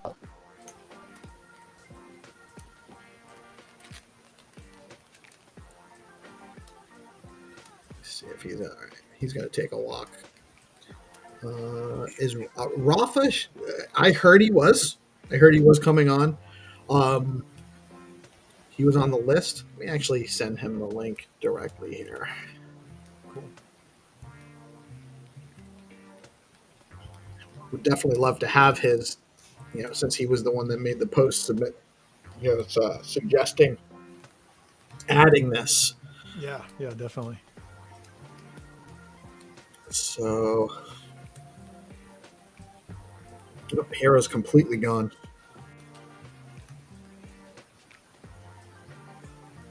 All right. Well, I was normally how I segue into this is to ask Hero what his agenda is exactly, and I don't have that. That's okay. I know that we're here to talk about Clarity 4 again. By the way, thank you guys for joining us. Always appreciate the time, and these conversations are great. I think they really are helpful for the ecosystem in general, the broader community, to get an idea of some of the technical things going on in the space. We are going to be talking about Clarity 4 today, and specifically the topic of WebAuthn and passkey, native WebAuthn passkey functionality added to the Clarity 4 upgrade. Who wants to go first to talk about that? Who's Bryce? You're the author of Clarity 4, right? Right. Yeah, I'm the author of the SIP. This specific item really just came from the community. Like you said before, Rafa was a big one pushing it. So I would not call myself an expert at all in this, but I wrote the SIP and I'm implementing it. But I'm really excited to hear how people might use this thing, because there's like basically all kinds of, as I started looking into it, I realized how many use cases there are for these these other kinds of signatures, basically. So from a very non-technical fundamental position, I can kind of go into how. So our roadmap for DeOrganized, we have a really cool, MVP. Here's Rafa too. That's great. Oh, So nice. I'll make this quick. We have a really great website, beta version, like MVP that Trippin Monkey built out for us using his Rising Tide protocol. It's creator centric. We're looking to go into our V2, and a lot of the content, even the use case, like it's going to be like you said, your user account is tied to your Stacks wallet. So you're engaging as a user with signature transactions only predominantly. There will be engagement for transactions, sending crypto, engaging with NFTs and that sort of thing. There's an identity piece, obviously, and then engaging with your audience as a creator and other tools. But there's not a lot of financial stuff involved. And it also can appeal to non-native users in some of the functionality and tools we're going to be providing. So in my understanding, we'll be able to use that. We'll be able to use the embedded wallet option for people that are onboarding that aren't really crypto native, but are familiar with passkey functionality. So we can, and we're not becoming a custodian for them. They still have the wallet exists on our platform, but it's their wallet. They got everything in their passkey. Their passkey access is on their machine. It's a little safer than the enclave functionality. And I'm speaking over my head there, like the TEE. From what I've heard from people that know better than me, it's a little bit more secure than a TEE option like Privy, which is still an option in the marketplace. It's still a functional option, but it's a little bit more secure, but still easy onboard, much easier onboarding process. It abstracts away obviously the seed phrase and having to have a wallet app and engaging that way. You can just go to my app. You have a wallet there. That wallet has your stuff in it. But you're still custodying your wallet. So it's just a much easier onboarding for non-crypto native users is what it seems like to me. I don't know what the other options are. And Rafa's here, so we can actually have him speak to that. Good morning, brother. How you doing today? Hey, peace, love, hey, everybody. Nice to see everybody on stage. Blackface, Brees, Eric. I see you're really fit, Eric. GP, Hattie, and Hero. How's everyone? Rafa, the last time Eric came on here, he made me jealous. He was rocking his Fact Fund tee. Yeah. And I was like, oh man, maybe I should go grab mine. Absolutely. Actually, there's more t-shirts coming from Nobody Famous, so fingers crossed we'll have one for everyone who needs it imperatively. Let's go. So Rafa, why don't you tell us a little bit about why you proposed WebAuthn? What do you see it as? What do you see it as? What's the value you think it brings to Clarity 4? Yeah, great question. Peace, love. The short answer is, how do you onboard your mom? Is it going to be with an email? Is it going to be with your normal seed phrase that you have to write down or engrave somewhere and then hide and then lose your money? Is it going to be through a third party? And knowing my mom, the best way for her, like sometimes she even forgets her own passwords, but she never forgets the passkey of her phone or being able to scan her face. So back in February, I started looking into this, prompted by Freeger, and I stumbled around essentially Stacks not supporting that encryption algorithm to be able to securely store that passkey inside of the device secured enclave. And then I started binging on videos by the ex-co-founder of Ledger and how he had tried to jailbreak some of these devices and sort of describe the bad and the good, the bad and the ugly around passkeys. And yeah, I really thought that this could essentially, me as a builder, I'm able to, I'm not going to lie, squeeze everybody out. I'm able to go from the app directly to the users from their device. And that is huge. It removes any sort of need to integrate any sort of third party or that doesn't have any open source code, or the complexity around managing the seed phrase itself and the wallets and all these things that I would still have to learn. Well, here I can just simply use that passkey, which is supported by all of our devices today. You can pay with your credit card. More than 1 billion users have actually tried the passkey system. So that's essentially it. The goal is to onboard my mom, and she's going to be able to scan her passkey really easily, and in the background she'll have a decentralized Stacks wallet governed by her device. Love it. Sounds, yeah, I mean, it sounds obvious. It also kind of, because one of the other solutions there would be custodial wallet, where they're logging in with a log on and the wallet exists on your app entirely, and you're storing their keys, and now that's obviously a lot more risk to the provider at that point. You don't want to be a custodial provider if you can avoid it. That's kind of like the opposite. So it still allows self-custody, but you get the absolutely. That is a great point. In the wallet, yeah, exactly. So that is really key, because we've seen, like, through the years, finance has become very regulated. There's all sorts of rules not to be essentially a custodian. Like, you have to go through all sorts of AML, KYC. It's very, very it's technically very difficult to comply with these rules. And here, the user owns their own key. They're not trusting a third party, even though perhaps somebody in the panel can describe some of these third-party solutions. But for me, as a native crypto, I think that this is sort of like two paradigms colliding, and we're enabling sort of normies to become one of us, in the sense that they will own their own key. I would potentially see this as more like of a hot wallet to start with, because there could be some issues at the edge if you synchronize your device and your passkey goes to another device.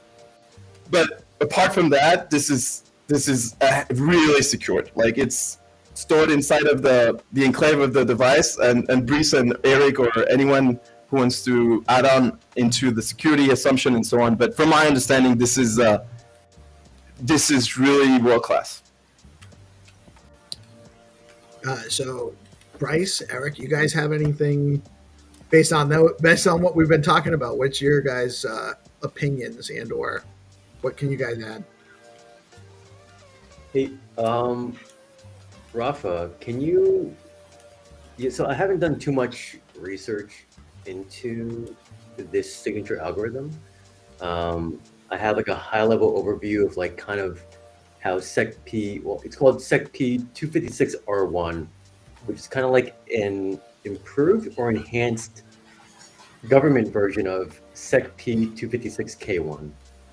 That's what it seems like. But can you walk through the flow of what you were envisioning of how to onboard your mom, and how this new signature algorithm in Clarity fits into that whole flow process? Yeah, so from a user's perspective, not too technical, I'd say, today you can compare this with other apps. Like Pump Fund has a good app, and the onboarding process is really good. You can buy crypto with Apple Pay, for example, and just one click away from having crypto in the system. Here it would be similar, I guess. The user signs into the app. It can be a mobile app. Usually users love that, but it can even be a web app, which means that you don't even need the permissions that you usually do with iOS and and Google Store. And when you sign up with your passkey, essentially the passkey is stored, the public passkey is stored inside of the contract itself. So the contract is being deployed in the background. People like AIBTC are doing something similar where they deploy an AI agent contract principle, which is providing the user some sort of levers on how to parameter what can be done inside that smart wallet, and also gives the agent another sort of user principle, but this time managed by the AIBTC team, can essentially assist the user on their behalf. But long story short, you connect yourself on the app. It deploys a smart contract wallet, a Stacks contract principle with your passkey public key inside of it. Every time you sign with your passkey, it verifies inside the code, thanks to all the wonderful work that the core engineers and Breeze are doing. And Stacks now can read that, okay, yeah, this signature corresponds to the private key using the public key. And then using simple clarity code, it can do whatever you imagine it can do, which, for example, is just transferring an amount of Stacks, an amount of stablecoin, USDA, USDH, an amount of wrapped Bitcoin such as SBTC. And that's how you onboard your mom.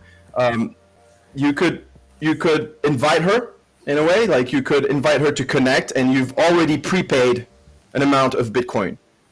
Or you could pair the service with an on-ramp service like Apple Pay or something else. And if they support Stacks or Stacks Asset, then your mom can simply use her credit card, and then it debits the fiat and credits her smart contract wallet on Stacks with SBTC. And then from now on, that smart contract can even be represented as a credit card itself inside of her Apple Pay. And in the same way, she goes to the store and she pays with her Apple Pay credit card. Now she can pay with her Stacks smart wallet credit card, so to speak. So can this be done with Privy or Turnkey already, like with all this Apple Pay and all this stuff? Is the difference I'm trying to understand? Is the difference that it's more secure because it's native support, so you don't have to rely on a third party? So essentially, we can create our own native Privy, so to speak. We don't need to trust a third party's. I believe they are closed source code. They are not open source. So many of the things you're trusting them to handle. So by having Clarity 4 and native support, we can essentially create our own native Privy service. Would that be correct to say? It's not like it cannot be done today, Apple Pay via Privy, but it's that by having a native support, we are removing several layers of trust assumptions. Therefore, when you onboard your MON with Privy Apple Pay or Stacks created Privy native, it is much more secure using our own native Privy. Would that be sort of accurate? I feel like I'm stealing the stage here, guys, but feel free to answer. But my short answer is yes. Like, you can read on Clarity, okay, this is your smart contract, it's humanly readable. This is my public key corresponding to my passkey, and my private key is stored inside my device. So I'm not depending on any third party to sort of store that private key in using MPC or using different mechanisms. I'm just trusting myself.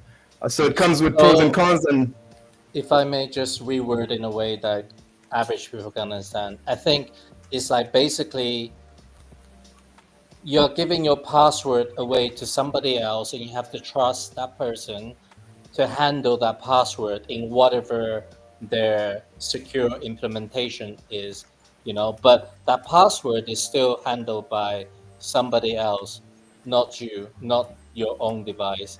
So if we have native support, that password is in your device, it's not touched by a third companies, third party, right? Perhaps you can compare it with emails. Like when email came out, it was very peer-to-peer, and then you have like these big providers that started giving away all sorts of storage and benefits, and now almost everyone used them. But I'm curious what Brice and Eric and others in the on stage here think about it. But yes, for me, it's cleaner. Like, it's more elegant. It's more directly to the user. It would still remain a hot wallet in the sense that, yeah, you would want, more robust mechanisms that already exist for larger amounts, such as just like a multi-sig or your normal stacks derivation path and so on, or even Bitcoin. Yeah, one of the reasons why I brought Rocky here and Blockface is Rocky has experiences in other ecosystem using some of those solutions, and other ecosystem have smart contract wallet and etc. So I would love if Rocky can share his experience on how he onboarded his friend. Rocky, if you're there. Hey, His can you guys hear me? His mom, not his friend. The goal is the mom, because Yeah. your UX is so freaking good, because your friend can be onboarded to Stacks almost today. It doesn't. We don't know if they will stick around, but you're able to onboard your mom. Hold on. Everybody. Your mom is the goal, because that's obviously, if your mom can do it, everyone can do it. But your friends are actually going to be more engaged users than your mom. And it is easier to onboard them with this method. Or any less friction onboarding method is good right now. You need to onboard. I challenge anyone in this panel to onboard their mom as soon as we have Passkey integrated into Stacks. And I think that if they onboard it to whichever app, I think that app has a good chance to onboard the masses. Definitely a good analogy. But it's broader than that. It really is. Let's hear from Rocky. I want to hear his experience. Just give a bit outside perspective, from outside the Stacks ecosystem perspective. Hey, can you guys hear me? Yep. Loud and clear. Check. Okay, cool. Yeah, I mean, I'm loving everything you guys are saying. Hey, Rafa. I know you're a big fan of passkeys, so we're trying to get it done.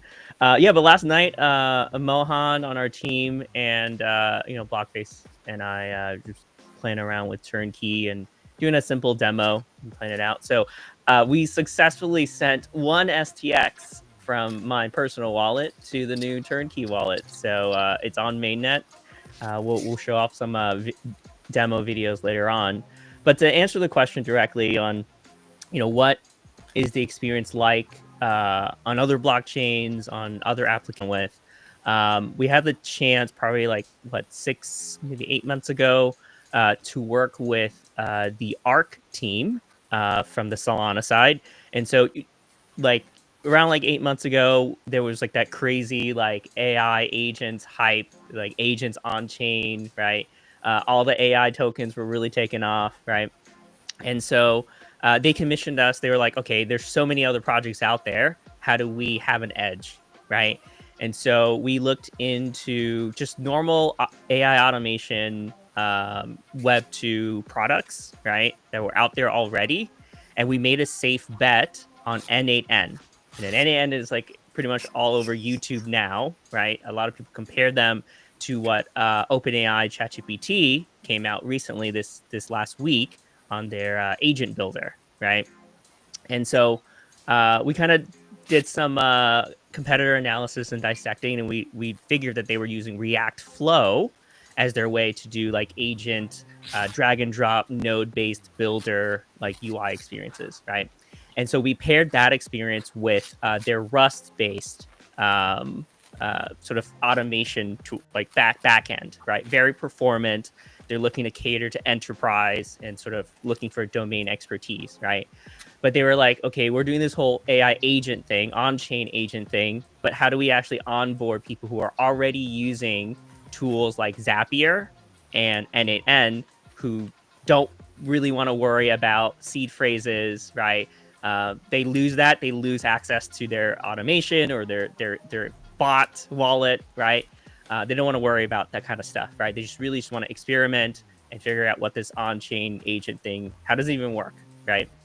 And so The partners at Arc, they were looking into Privy, and so we looked into Privy and we did the build and integrated Privy with them, with the flow builder, and it worked out really smooth. Aiden on our team, he had a great DX developer experience working with that, and documentations were clear, and we got it working and delivered it on time, and everything went really smoothly. Be able to just spin something up without having to worry about the seed phrases and wallet creation. So One question for you, Rocky, maybe. Using that solution, do users have to worry about gas fee management? Yeah, so from so a little bit on my background, if you haven't heard me talk on Spaces before, but I've been working in e-commerce for like 11 plus years, right? And one of the things that typically drops the user is like any kind of shipping. No one wants to play shipping when they shop. They don't like seeing fees, right? Sometimes even if you start enabling taxes into your calculations on e-commerce, you'll see a drop in conversions as well, right? And so my take there from a consumer perspective, from a user perspective, is that if there was any way for you to subsidize the gas, it's most likely going to improve your conversions from a user perspective, right? So maybe just bake that into the costs, of your overall product, right, from the e-commerce store side, and then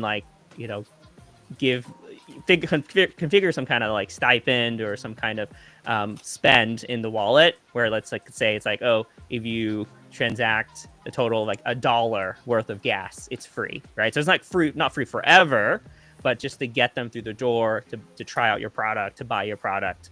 And then once you figure that they're a loyal customer, right, and you're able to capture what in e-commerce you call like AOV, or like average order value, right? So it's like they're buying more, you're getting more margin, right? You're making money off of this customer long term, right? Then you can kind of like subsidize maybe some more gas if that's in sort of your margin calculations, right? These are all like revenue number type things, but if you're able to do that for the users, it's way better for conversions versus showing that little bit of gas in the checkout.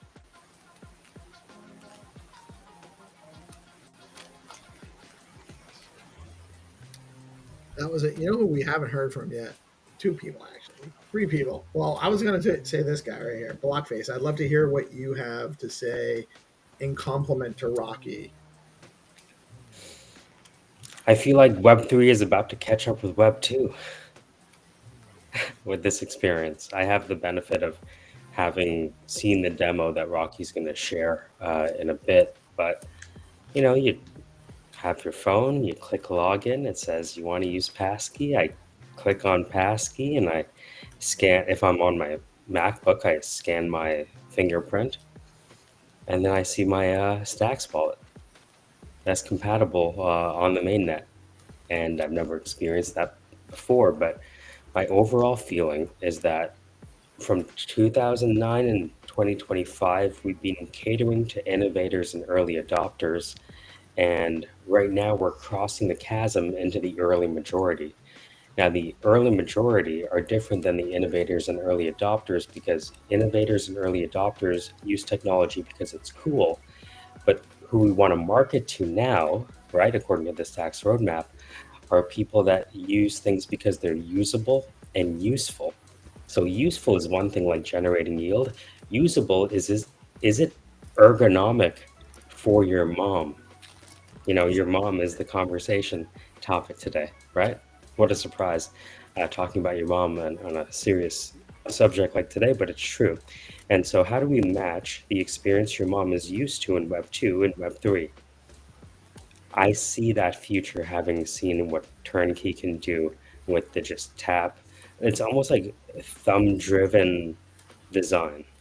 And soon the thumb's going to go away with the glasses and things like that, with voice becoming the interface. But I see with Turnkey almost looking like a more powerful Privy in a way, by the way they use their. I'm still figuring out this real granular detail between trusted execution environments and enclaves. That's still something I'm looking at, but to be able to thumb tap login, finger scan passkey, this embedded wallet feature where the wallet falls away into the background and the user focuses on their one task per screen. I think that's where Web3 has its Web2 moment, where we were, because people have, if your mom has trouble with one password, now we're asking her what, to do another 20 passwords? Yeah, that's a great experience. Thanks, Mom. So I think for all of those reasons, things like Turnkey are bringing Web3 payment experiences to Web2 quality, which is really what we need to onboard people like, that's right, your mom. Thank you. I think the real honest question is, do we want our moms in the same industry that we work in? Not this one, the one we're building. We want it to be. We want the industry to be abstracted away, so mom doesn't know anything about it. Well, here's the thing. Yeah. Mom is going to trust their sons in terms of how to be onboarded and their UX. If the UX is bad, the son there's nothing that the son can do for mom to be onboarded. But if UX is good, then that's great. So I think like mom will not care. Like it depends where she's located on the world, right? If she's in a Western country, there's no censorship and so on, because there's a question by Hattie in the chat. But Turnkey is great too. The only difference is, again, the seed phrase, like the passcode, the password is managed through a sophisticated way by a third party instead of being stored in the enclave of the device. So we have to also think of recovery mechanisms. Perhaps your recovery mechanism can be your friends, and I think Ryder is doing a great job. Shout out to Louise and Marvin Jensen, who's a gigastar in Stacks, and they do it via your friends. And you could imagine the same mechanism where if you lose your passkey inside your device, maybe inside a smart contract, there's a way for other people who you've designed, who you designated, to be able for you to find a path towards recovering your keys. And I think that's that I can see rather than the email. And then have you tried recovering your account with Twitter? Or I think that the topic also Hadi is bringing is censorship in other countries, and how sometimes they censor IP addresses, and probably FactFun is not available in Nigeria, and people need to use a VPN or something. And Telegram was censored, and if it is probably still censored in Iran and in Russia, and the way they do it is they rotate the IP address to allow for these users to still be able to access the service, which gives them a voice and free speech. And Bitcoin in and of itself, how do you censor it from a government's perspective? Do you censor it, or do you embrace it? Because everybody is kind of embracing it. So in terms of your mom, as a son, I would advise her to, I'm obviously biased, but I would advise her to have it in her enclave, and then it gives her more power. Like if she's being censored or if she's being threatened, maybe she can count on her own friends to recover her keys, and she feels more sovereign in a way, and it makes her a part of it. Like she is able to taste it, and at the same time have that UX that flows, that is easy, with which she's familiar every day. Every day, is she typing her email password, or is she just scanning her passkey? Likelihood she's scanning her passkey. So question for Bryce on this. In going ahead and implementing this new signature algorithm called SecP 256R1, are there any, I guess for lack of a better word, overhead implications for adding the signature in the Clarity code base? And would this open the doors for adding more different signature algorithms in Clarity later on? Yeah, sure. So the first question, like overhead, no, I don't think it really adds anything. Like obviously there's some cost when you actually use this thing to verify a signature, but it should be on the same level as the SecP 256K one support that we have now. And actually the as part of this change, so the library that Stacks Core uses right now to do the K1 verification does not support the R1 curves. So as part of this implementation, I'm bringing in a new library from Rust Crypto, which is, so this is now going to be a native Rust library, whereas the previous one was a wrapped C library. So this native Rust library is actually probably safer than the wrapped C version. And we'll use that for both the old K1 signatures and these new R1 signatures. So, but yeah, and then as far as future curves or encryption models go, I guess this is just kind of like one more time practicing adding something. So I would imagine the next thing we add would be some like resistant crypto, what's the word I'm looking for? You know, prepared for the future when we're when these algorithms might get cracked by some you know, some device that is being built right now. So yeah, anytime like practicing adding these things is always good. And to kind of just to clarify the details of it, all that's actually happening in Clarity is just one new function is being added that can take in one of these signatures from your passkey or your YubiKey or whatever, and just validate that it came from a public key that you want to check against. And everything else that Rafa and Rocky and Blockface are talking about is now able to be built around that because of this new key verification function. So it's actually really simple what's being added into Clarity itself.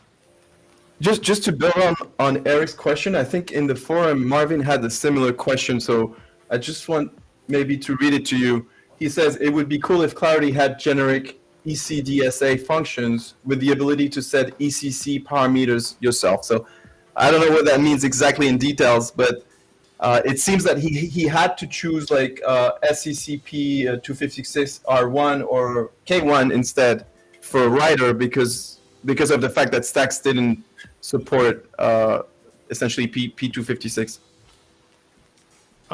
Yeah, so I'll try to answer. I'm no cryptography expert. ECC but is elliptic curve cryptography, I imagine, huh? Yeah, that's okay, right. Good. And my gut reaction would be that like we could give too much. If you give too much rope to the developers, you could choose bad parameters and end up with insecure signatures. So that's sometimes it's better to limit what can be done so that you're kind of forced into these known standards. So the K1 is obviously what's used in Bitcoin. R1 is what's used in all these other places, and what at least used to be recommended by various governments. So it's probably best, unless you really know what you're doing, to stick with those kind of known selected curves. So the one that, so just to just understand what you're saying, the one that we selected or you guys selected is a pretty battle tested curve. Oh yeah. So the one that's been in Stacks from the beginning, the SecP 256 K1, is what's used in Bitcoin. And then this new one that we're adding, the R1, is like everybody's been describing. It's used in passkeys and YubiKeys and hardware security modules. All these different things use this one. So they're both very well battle tested. And the library that we chose was carefully validated, and we ensured that we're choosing something that's been heavily reviewed and used. That's awesome. I think that's really, I'm really glad to hear that. Why don't we show a bit of demo? So now let's visualize what the future could be. Blockbase, show us how it's done. How to onboard your mom. I shall defer to the official, unofficial experience design officer for Stacks. Rocky, go ahead. Yeah, let me see if I can share my screen here. There you All go. right. You're up. Take a look at my very beautiful landing page that we threw together. Please do not go to this website. This is all testing purposes only. So let's see if we can actually create. I just created a new wallet while we were talking here, but let's create a new one, right? So we just kind of go in. This little pop-up shows up, right? Assuming we don't have a login yet with passkey, let's just go sign up with passkey. This little thing will pop up. So I don't even need to enter my email. I just create. No, an if you have account. your phone and it supports passkey, you can save it directly to your password manager, right? So I'm on an iPhone. It's checking on my phone right now. Then it spins up a wallet. And there you go. Wow. What kind of phone does your mom have, Hero? I'm curious, because she definitely is not on her laptop every day, but on her phone likely. She has, I think Samsung, so probably supports fingerprint and Face ID. Yeah. So right now it doesn't have like an actual like Stacks wallet yet, right? So at least in this UI, you can always program it where, you know, maybe if you create like a user profile on your application, it could create the wallet for you. But in this case, just going to make a new wallet, and then you get a wallet address. There's a QR code if you want to, you know, send me some STX and test it out. But in this case, you can also withdraw it by pasting in your recipient Stacks address. The amount we'll probably have to include some support for SBTC next. Would love So to see that's that. probably like potentially like you can withdraw to an Xverse wallet where you actually have your more secure C-phrase wallet, right? Yeah, if you want to send the money out to another wallet that maybe the seed was generated sort of more manually, if you wanted to, I'm not going to click on it, but you can actually click on this export wallet and it'll give you your seed phrase. And I actually tried it out last night. So the wallet that's created in here is just like any other Stacks wallet, right? So you can go to your Leather wallet, your Xverse wallet, punch in your seed phrase, and it'll load the same information in your other wallets as well. So you can use them both at the same time. So for example, let me log out of this one, right? And I want to log back in. So I want to log back in to another account, the first account, the first, I call it the Turnkey Test 1 wallet. That was the first one we created last night as part of the test. Let's load that up. And so here you go. That is the one Stacks that I sent myself from my Xverse wallet to this address. So to create a wallet takes 2 taps. One, passkey. Second tap is to create that wallet from fresh. Yeah, and you can probably program to, and maybe Bryce, you can confirm that, but I imagine you could just spin up a already made sort of Stacks wallet with the user experience if you want to take out that extra click to create the wallet as well. And this one you can send your one. This is on testnet or mainnet? Mainnet, right? This is on mainnet. I tested so this you with can Leather. send this one STX to somewhere else right now. Sure, you want me to send this to you? Yeah, I just sent. How do you have to refresh the screen to see if? Let's see. I just sent you an STX. I don't know. I may have to relog or something. It could be the system's a little slow this morning. We got. So I wonder whether there's a world where you can just tap passkey to log in, and already there's a bit of gas fee for you to use. Yeah, of course. Yeah. So I have not looked into Turnkey at all. Can you explain a bit like what's happening? Where is this secret phrase stored here in this model?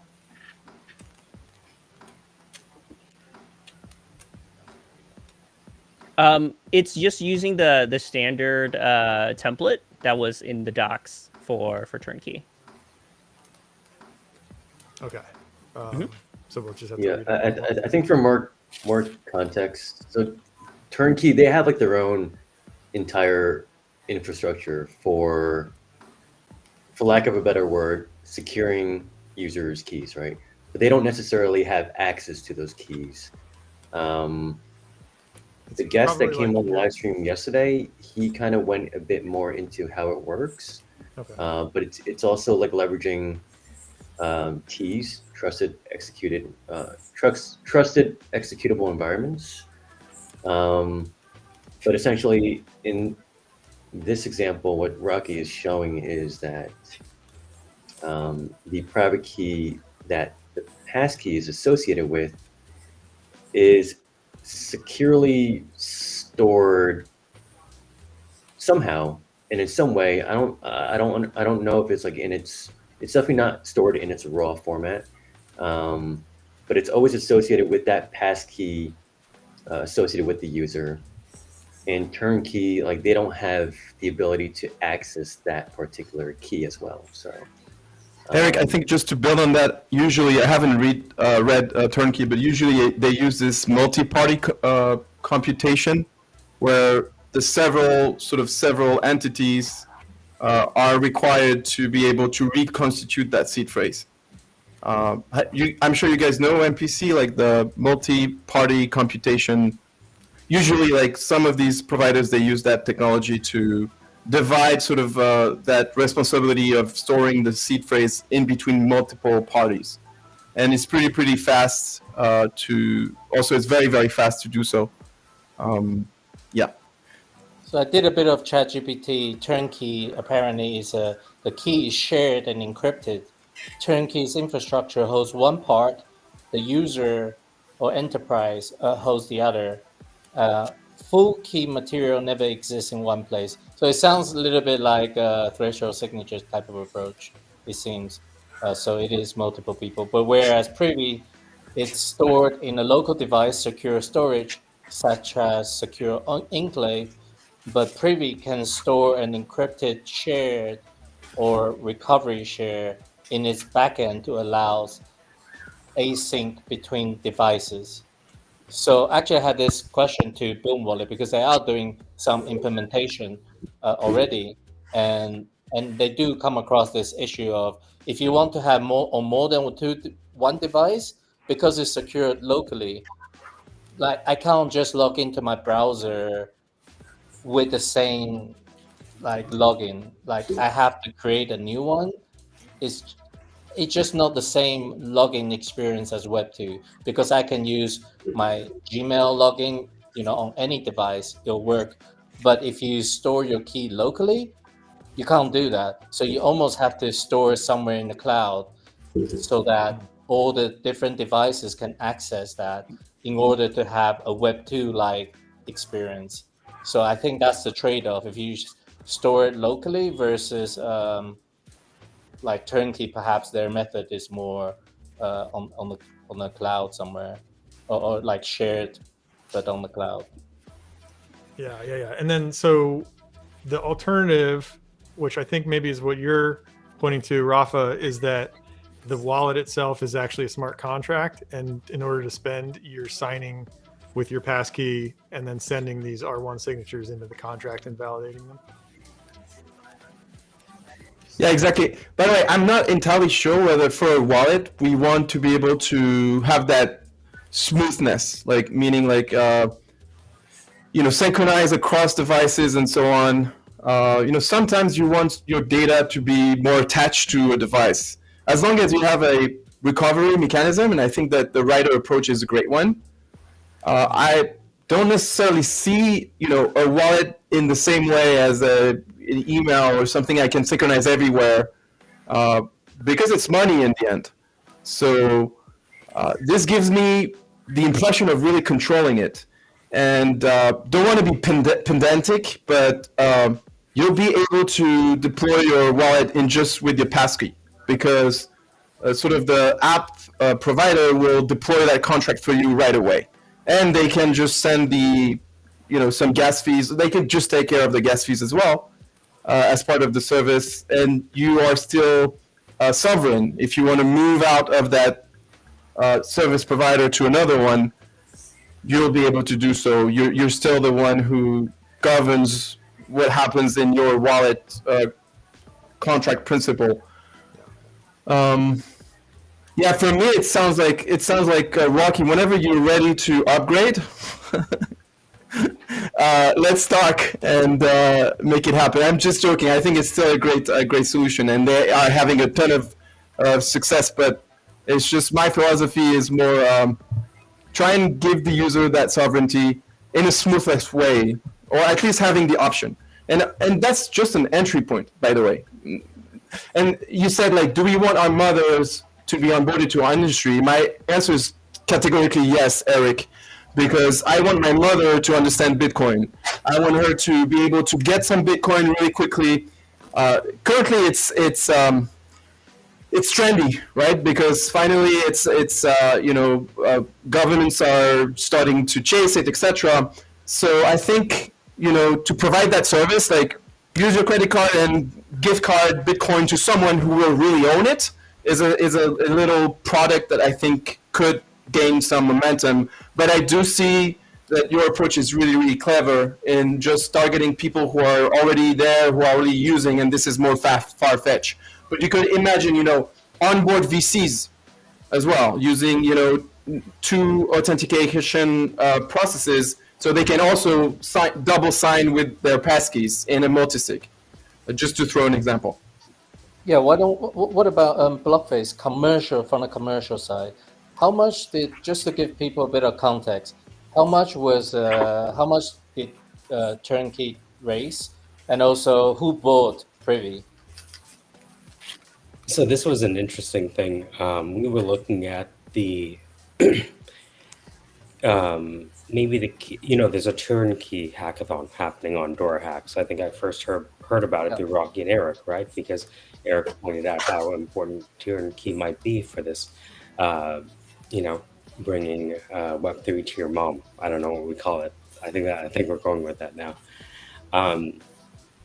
So, we had some discussion on Twitter to understand what that really is about.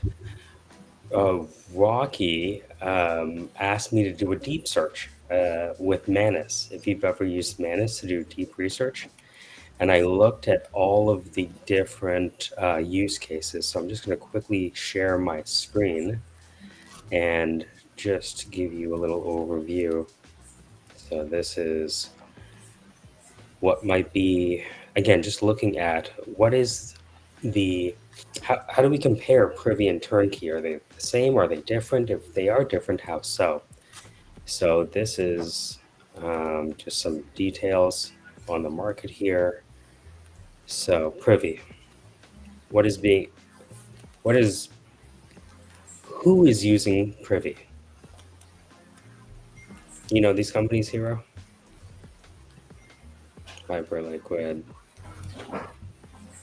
Right? So these are companies that are already using Privy. I don't see your screen. Oh, you can't? Oh, my mistake. That's weird. Okay, let me try it again. Oops. Encore une fois. Oh, I'm sorry, dude. It's okay. So, at the behest of Rocky last night, when we were looking at this, we wanted to understand, again, we have Privy and we have Turnkey. Both represent solutions that make it easier for your mom to interact with the world that we're in right now.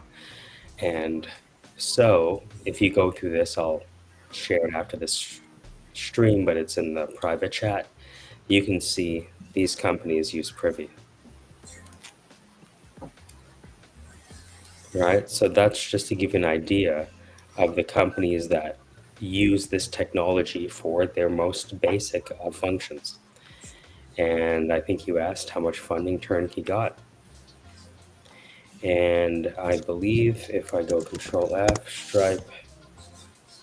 So there you go. So Stripe is buying everyone up, and this we should expect to continue along in the future. So is this a problem worth solving, a job to be done, something that people are focused on? Yes, absolutely. Web 2 is lining up to try to own this side. And I think that's what Rafa is interested in as well, because Rafa and people like Crypto Dude are interested in kind of what I call freedom-oriented development. Right? Yeah.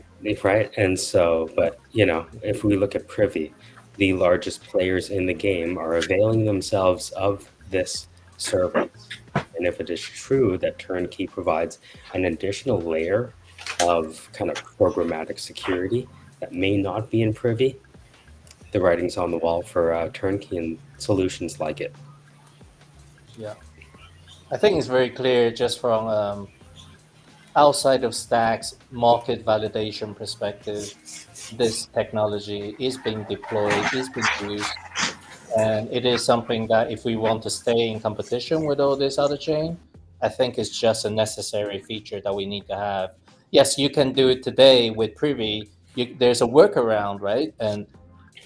But I think so you can actually do it today, and Dan is already doing it, running in with emails. You don't have to create C phrase, and you can use third party like Privy and other people. But I think adding more options for ourselves, in addition to using third party, it gives our builders the ability to choose, and maybe because we don't have as much like functionalities, because we essentially need to build a Privy like stuff from scratch, and there's probably SDK to be built and different stuff to be built. But I think at least we're setting the foundation on the ground for a fully composable smart contract wallet to be developed, which will be, or hopefully will be, more secure than Privy. And maybe we will have a new Privy on Stacks.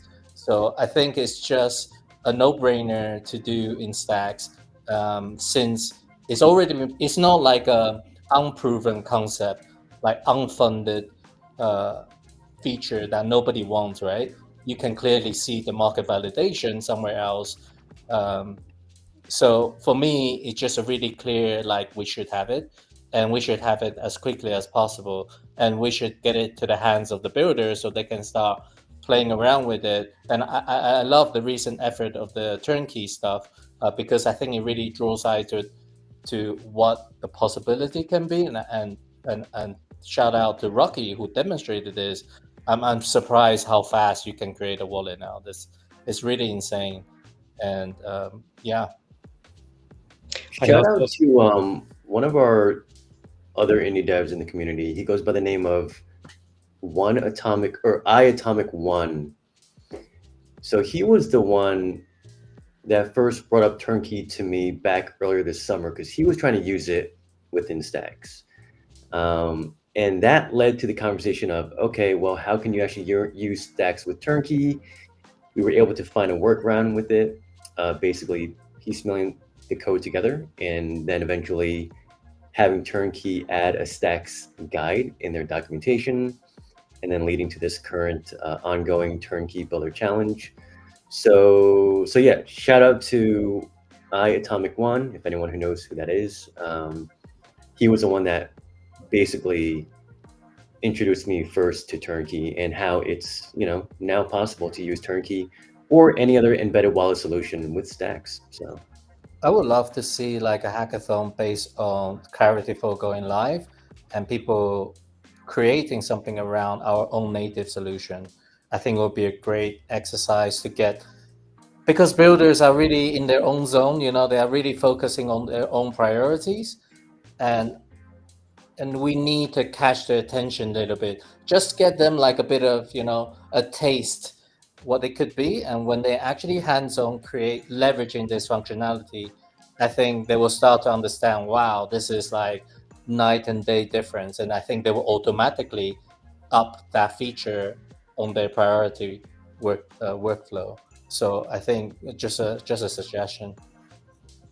I've got another quick question. This one's for Bryce, going back to what he mentioned about using a native Rust crypto library for this implementation. Mm-hmm. And I guess you mentioned how it's safer than how we're currently using a wrapper library for the K1 signature algorithm. So I guess the question is there a more safer alternative or a safer library for using the K1 signature scheme in Clarity? Is there a safer one? No, I think this is the best one that we are aware of. So Gotcha. Joey Yandel, who's a cryptographer, he's focused on cryptography. He went through and audited all the existing libraries and found this to be the best one. Gotcha. Interesting. Okay. So we're going the way of Web 2 and oxidizing our language with Rust. Yeah. I like it. Is that because of the safety and all of the other benefits that everyone else is moving from C to C++ to Rust? Is that the motivation? Yep. Yeah. You can basically just kind of eliminate a whole class of problems with Yep. Rust versus what you might have in C. Which not that the library that we were using was unsafe. Like, it was very well audited and all that as well. But if we can use one that's pure Rust, we're gonna prefer it. Yeah,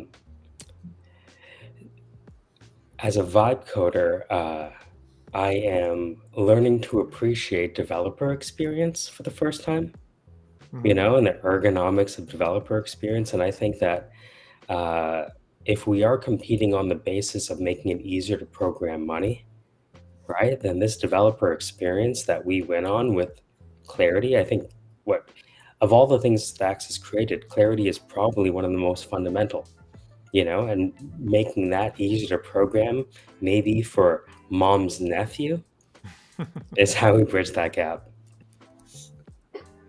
So yeah, definitely. I think developer tools and like Clarity, Clarity in the language design and documentation and stuff is all really important, so that we can get as many builders as possible doing cool stuff with all this, everything we're adding.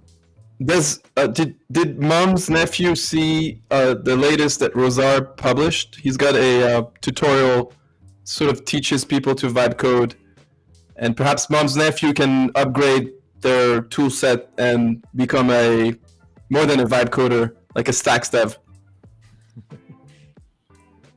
You know, to clarify one thing I said before, sure, I would love my mom to be invested in crypto and Bitcoin and Stacks.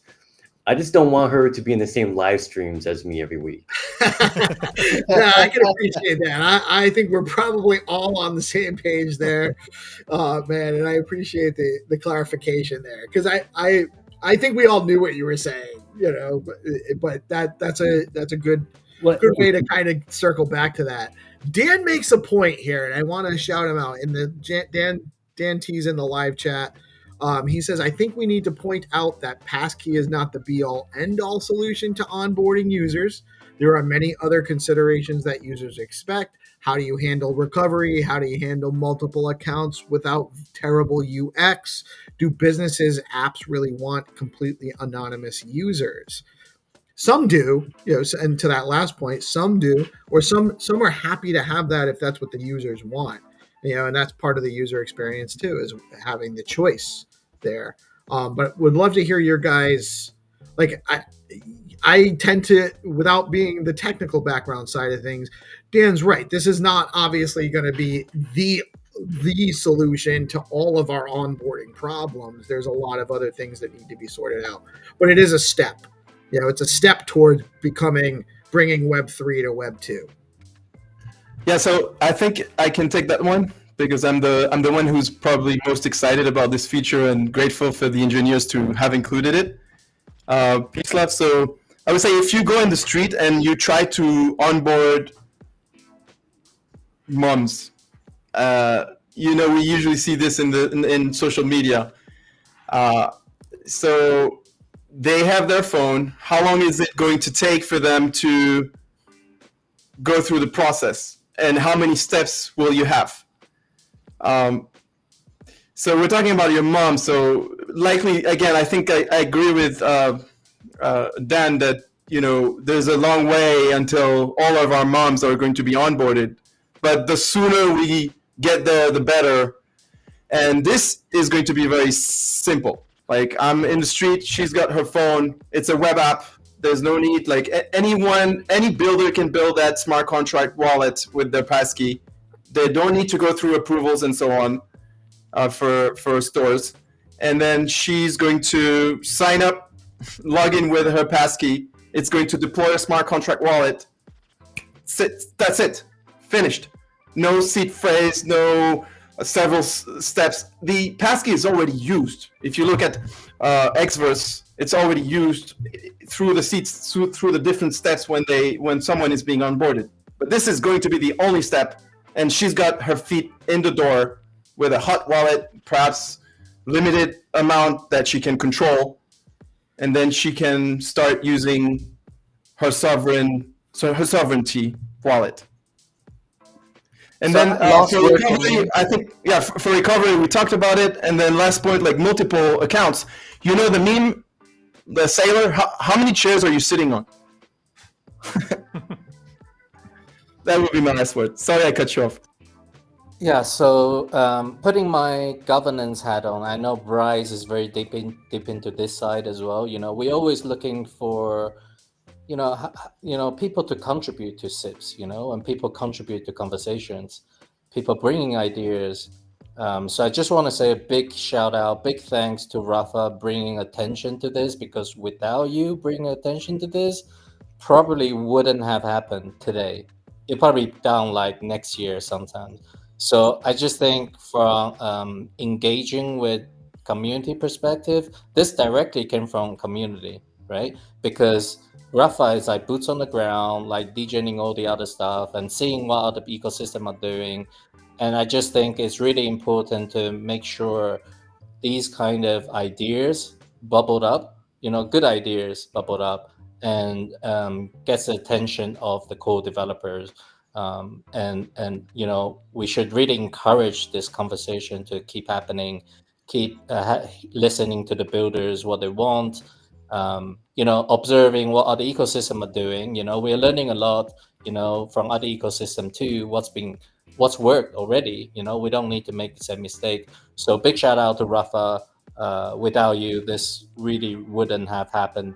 And I propose putting Rafa on the author list of this SIP. So I think would be a great way to honor your contribution.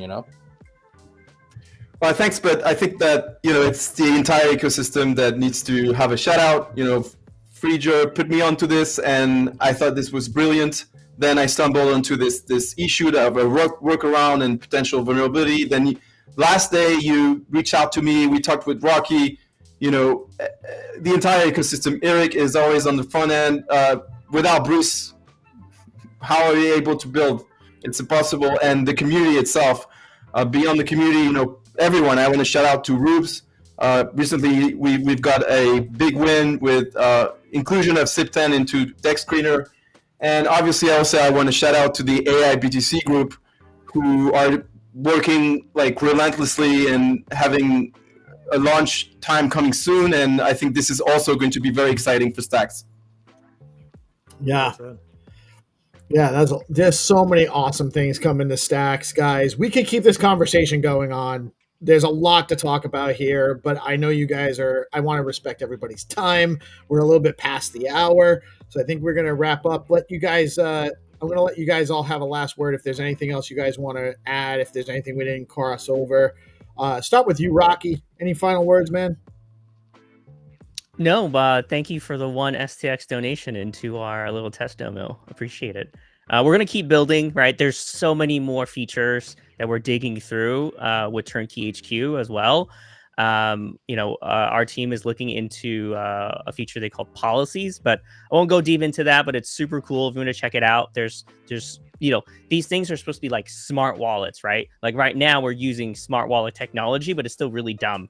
Like there's really no complicated rules that you can set up, some like hooks that you can automate things with, right? These things are meant to be used for businesses and enterprise as well. And so there's a lot of security features you can build in, but it's really up to us, right? As builders in the community to really go and experiment. And also like, for me, like Stripe became super popular and useful and valuable because of developer experience, right? And so for us as Stacks and builders on Stacks, like being able to pull inspiration from tools like Privy, tools like Turnkey HQ, and make the Stacks native, like Stacks Connect or something like that, right? We're looking at, the Aptos Connect side. I'm going to talk to the guys there when I go to New York later next week, is that these different builder experiences and how documentation is written, how do we use AI to onboard developers onto new tools, like all of this, we can really pull inspiration from other places and other communities. And I think it's very valuable to the Stacks ecosystem. So I'll end there. Thanks. Right on. I appreciate you, man. Putting a lot of work in on the UI, UX, and getting things to work together front. Really appreciate what you're doing in the ecosystem, man. Eric, I'm going to go counterclockwise from my view. Eric, any last words, man? Yeah, I just appreciate the entire community embracing these new kind of wallet abstraction innovations. I've always been a huge crypto wallet connoisseur. So seeing this kind of stuff is always kind of interesting. It's always fascinating to learn how one can utilize a private key in so many different ways, and it can open up possibilities that many people are starting to realize within crypto. But of course, at the end of the day, I think one thing that we should also mention is that we're not suggesting people to use these wallet abstractions for their entire crypto basket, right? It's always important still to have a large majority of your crypto in cold storage. So, but yeah. Awesome, man. GP, you haven't really had a whole lot, but I wonder if you have any perspective to share before we wrap up. So I love that the barrier for entry is getting lowered for the newcomer, right? It's awesome. But I still want to be able to teach self-sovereignty. Be able to hold your own assets is important. So it's good to use that as a tool for onboarding, but also being able to teach them like how, hey, like you can store your seed phrases and stuff like that. Like trying to opt in and make sure that they know that there are options and there are safe ways and decentralized ways to hold your assets. So I'm a fan. I think that it's going to be great for onboarding, just like we were talking about. We're trying to onboard your mom, so go on board some moms, right? And I think it'll be a little bit easier with this update to Clarity. Right on. And that's a great point too that we didn't necessarily touch on here. This isn't a replacement for cold storage and like deeper security. This is for hot wallet type of functionality, and onboarding more people en masse does also mean we have to actually do more in the awareness of safety and security efforts to that end. So that's a good point. Hattie, any last words? Anything else you wanted to add to this? I think I've dropped mostly in the back. I have a problem. I like the onboarding. I like the mother thing. It just feels there's something in it that's missing, and it's around safety concerns. So yes, you can onboard somebody quickly, but where's the safety? Where are the safety nets?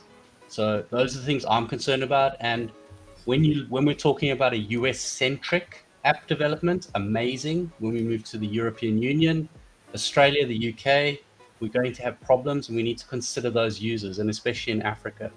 So there's a different landscape out there, so we need to understand those aspects of it versus the US, where you have data could potentially be under freedom of speech, where in other countries you don't have that. So we need to consider that data passkeys can be used as a vector of attack to access data. So it's not about transactions, it's about your data that lies behind that. So that's my only concern with this. Interesting. It's a longer discussion. Yeah, we could go on probably for another hour on if we started going into that, but it's worth having. So maybe that's another episode down the line. Michael, any last words before we wrap off, brother? Hello, my name is Michael Jackdown. I'm a headhunter launching startups with the Syndicate. This episode of DeOrganized brought to you by your mom. What I've noticed, Hattie, is that security is a spectrum. I don't secure $1 like I secure $1 million. Laser beam security? I imagine that the people that we are targeting with passkeys are not going to put their deed on it. they're going to put $10 on it. That's for the way I see it too. And the people who are looking to get onboarded, maybe have their first $0 to maybe $500 transaction, then this spectrum of security as a profile for a user, beautiful. When it's time for them to custody big boy and big girl assets, Ledger Wallet, Rider, there are a lot of solutions for people who want to have a certain level of security that matches the value of the crown jewels. The only thing missing is something we haven't discussed today, which is not passkeys at all. It's what's missing from self-custody. I've had my financial licenses before. How much FDIC insurance do we get, Peace, with self-custody? Well, the same amount as you have for cash in your drawer. Which exactly, and that's why my mom's never going to put money into self-custody until I attach crypto's version of FDIC. I'll stop there. So we have to create an insurance, a general insurance for crypto. That's an interesting concept. Hero, what do you got for us? Yeah, just want to address Dan's point, and I agree with Dan, actually. You know, with this upgrade, we are not saying we're going to onboard the mass, right? We're just adding the primitives in order for the developer to be able to build a more self-sovereign, more secure onboarding experience.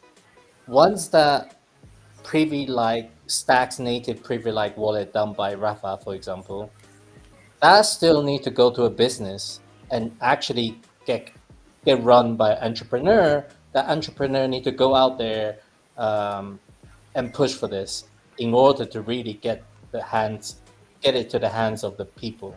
So having this function is not a direct means to say we're going to onboard like 1 million people to Stacks next year, but it really adds the primitives and the foundation. There are other things like the gas, you know, how we're going to onboard them, like they're going to have to go and search where to buy the token themselves, or can they actually, can you build a good enough experience so they can actually tap to top up their balance with their credit card inside the app.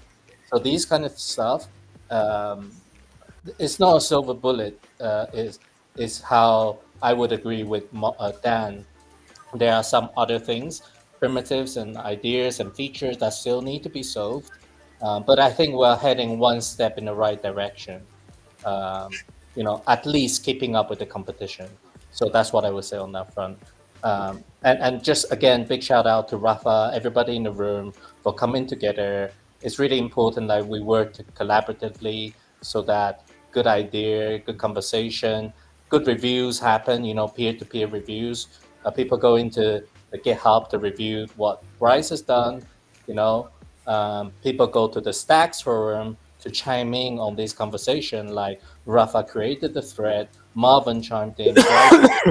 You know, it takes more than just one person to make this kind of things happen. So I'll highly encourage everybody to continue to do that. And just big shout out for people who stepped up as a leader like Rafa to get it bubbled up to the surface, like this is important. And people now starting to sink in and understand this is important. Right on. I want to also take a moment to recognize Hero and all the hand he had in this, because he brought a lot of awareness to Rafa's post. And that's the reason why I knew about it. That's the reason why I know a lot of, and he went around to a lot of people. He did a lot of legwork behind the scenes. This show, by the way, also put together by Hero. The last, you know, the contribution you make to this ecosystem can never be overstated, sir. So I wanted to make sure that we do recognize that as well. Thank you for all that you do, including putting this show together today. Yeah, you're a badass Hero. Hear, hear. Rafa, any last words? We're going to give it the last word to Bryce. So, Rafa. Yeah, I think that as a community, like this is Web3, so I think that as a community, we're the ones who are empowered to onboard other people. And this is just a symbol, like onboard your mom, because it makes it very, very easy. But I think, you know, anyone will have their own mission, and it's very difficult to generalize things. But here I see, you know, a nephew could be onboarded as a Stacks dev, you know, people can be onboarded to cold wallets, and I would say, onboarded to poetic life in a way. So principles and what you choose to onboard to is important. And when you create that technology, think through what you want the future to become from a first principles perspective. And perhaps DeOrganized Media also has a great role here on onboarding people to Bitcoin, because that's what we're saying. Like Stack's first principle is to onboard people to Bitcoin, and I could not finish with like a shout out to the R&D and core engineers who are trying to make it even more sovereign to be able to sort of exit Stacks or the wrap version of Bitcoin in a unilateral way. I think that is definitely showing that they've listened to market needs, and this has huge potential. So yeah, we're getting onboarded by them. Yeah, absolutely, man. I appreciate you. I appreciate what you bring.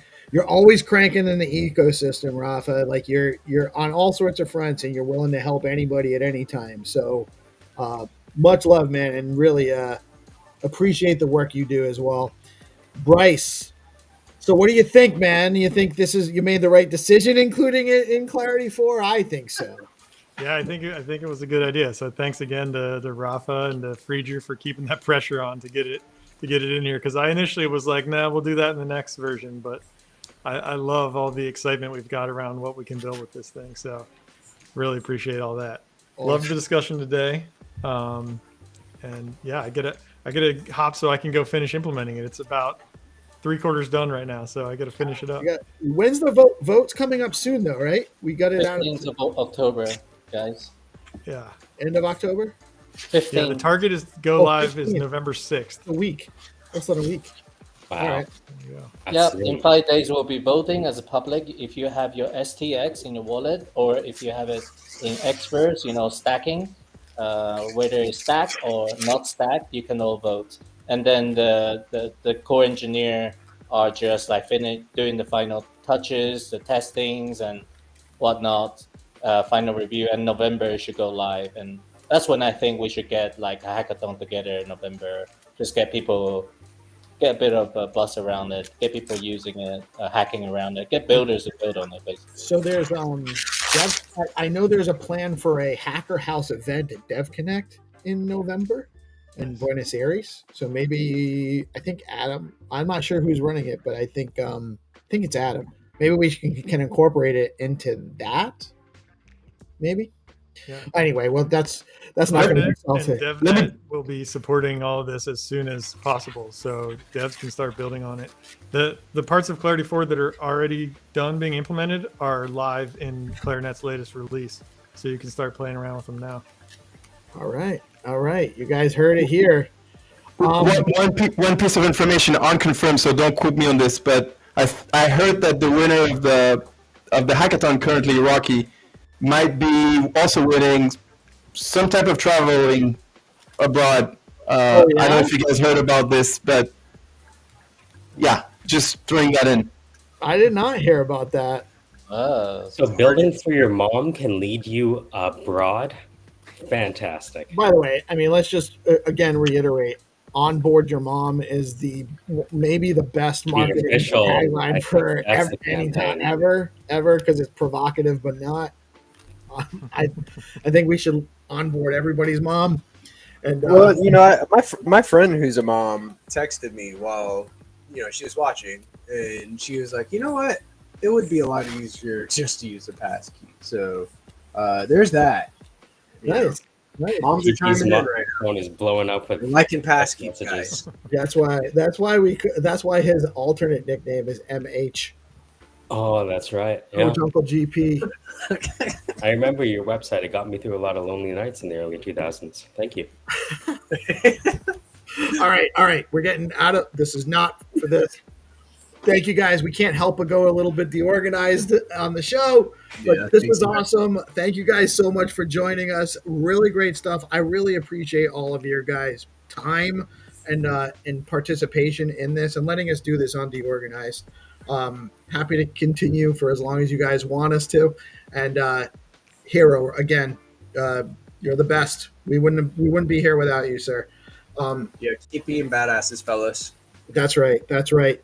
I am Peace Love Music. We are DeOrganized Media, coming at you live on Bitcoin Live Decentralized Broadcasting with the weekly SIP show, amongst all the other things we do. Thank you guys for tuning in today. You all have an amazing rest of your day, and we will see you on Monday. Get out and touch some and get some. And thanks for joining us today. Peace out.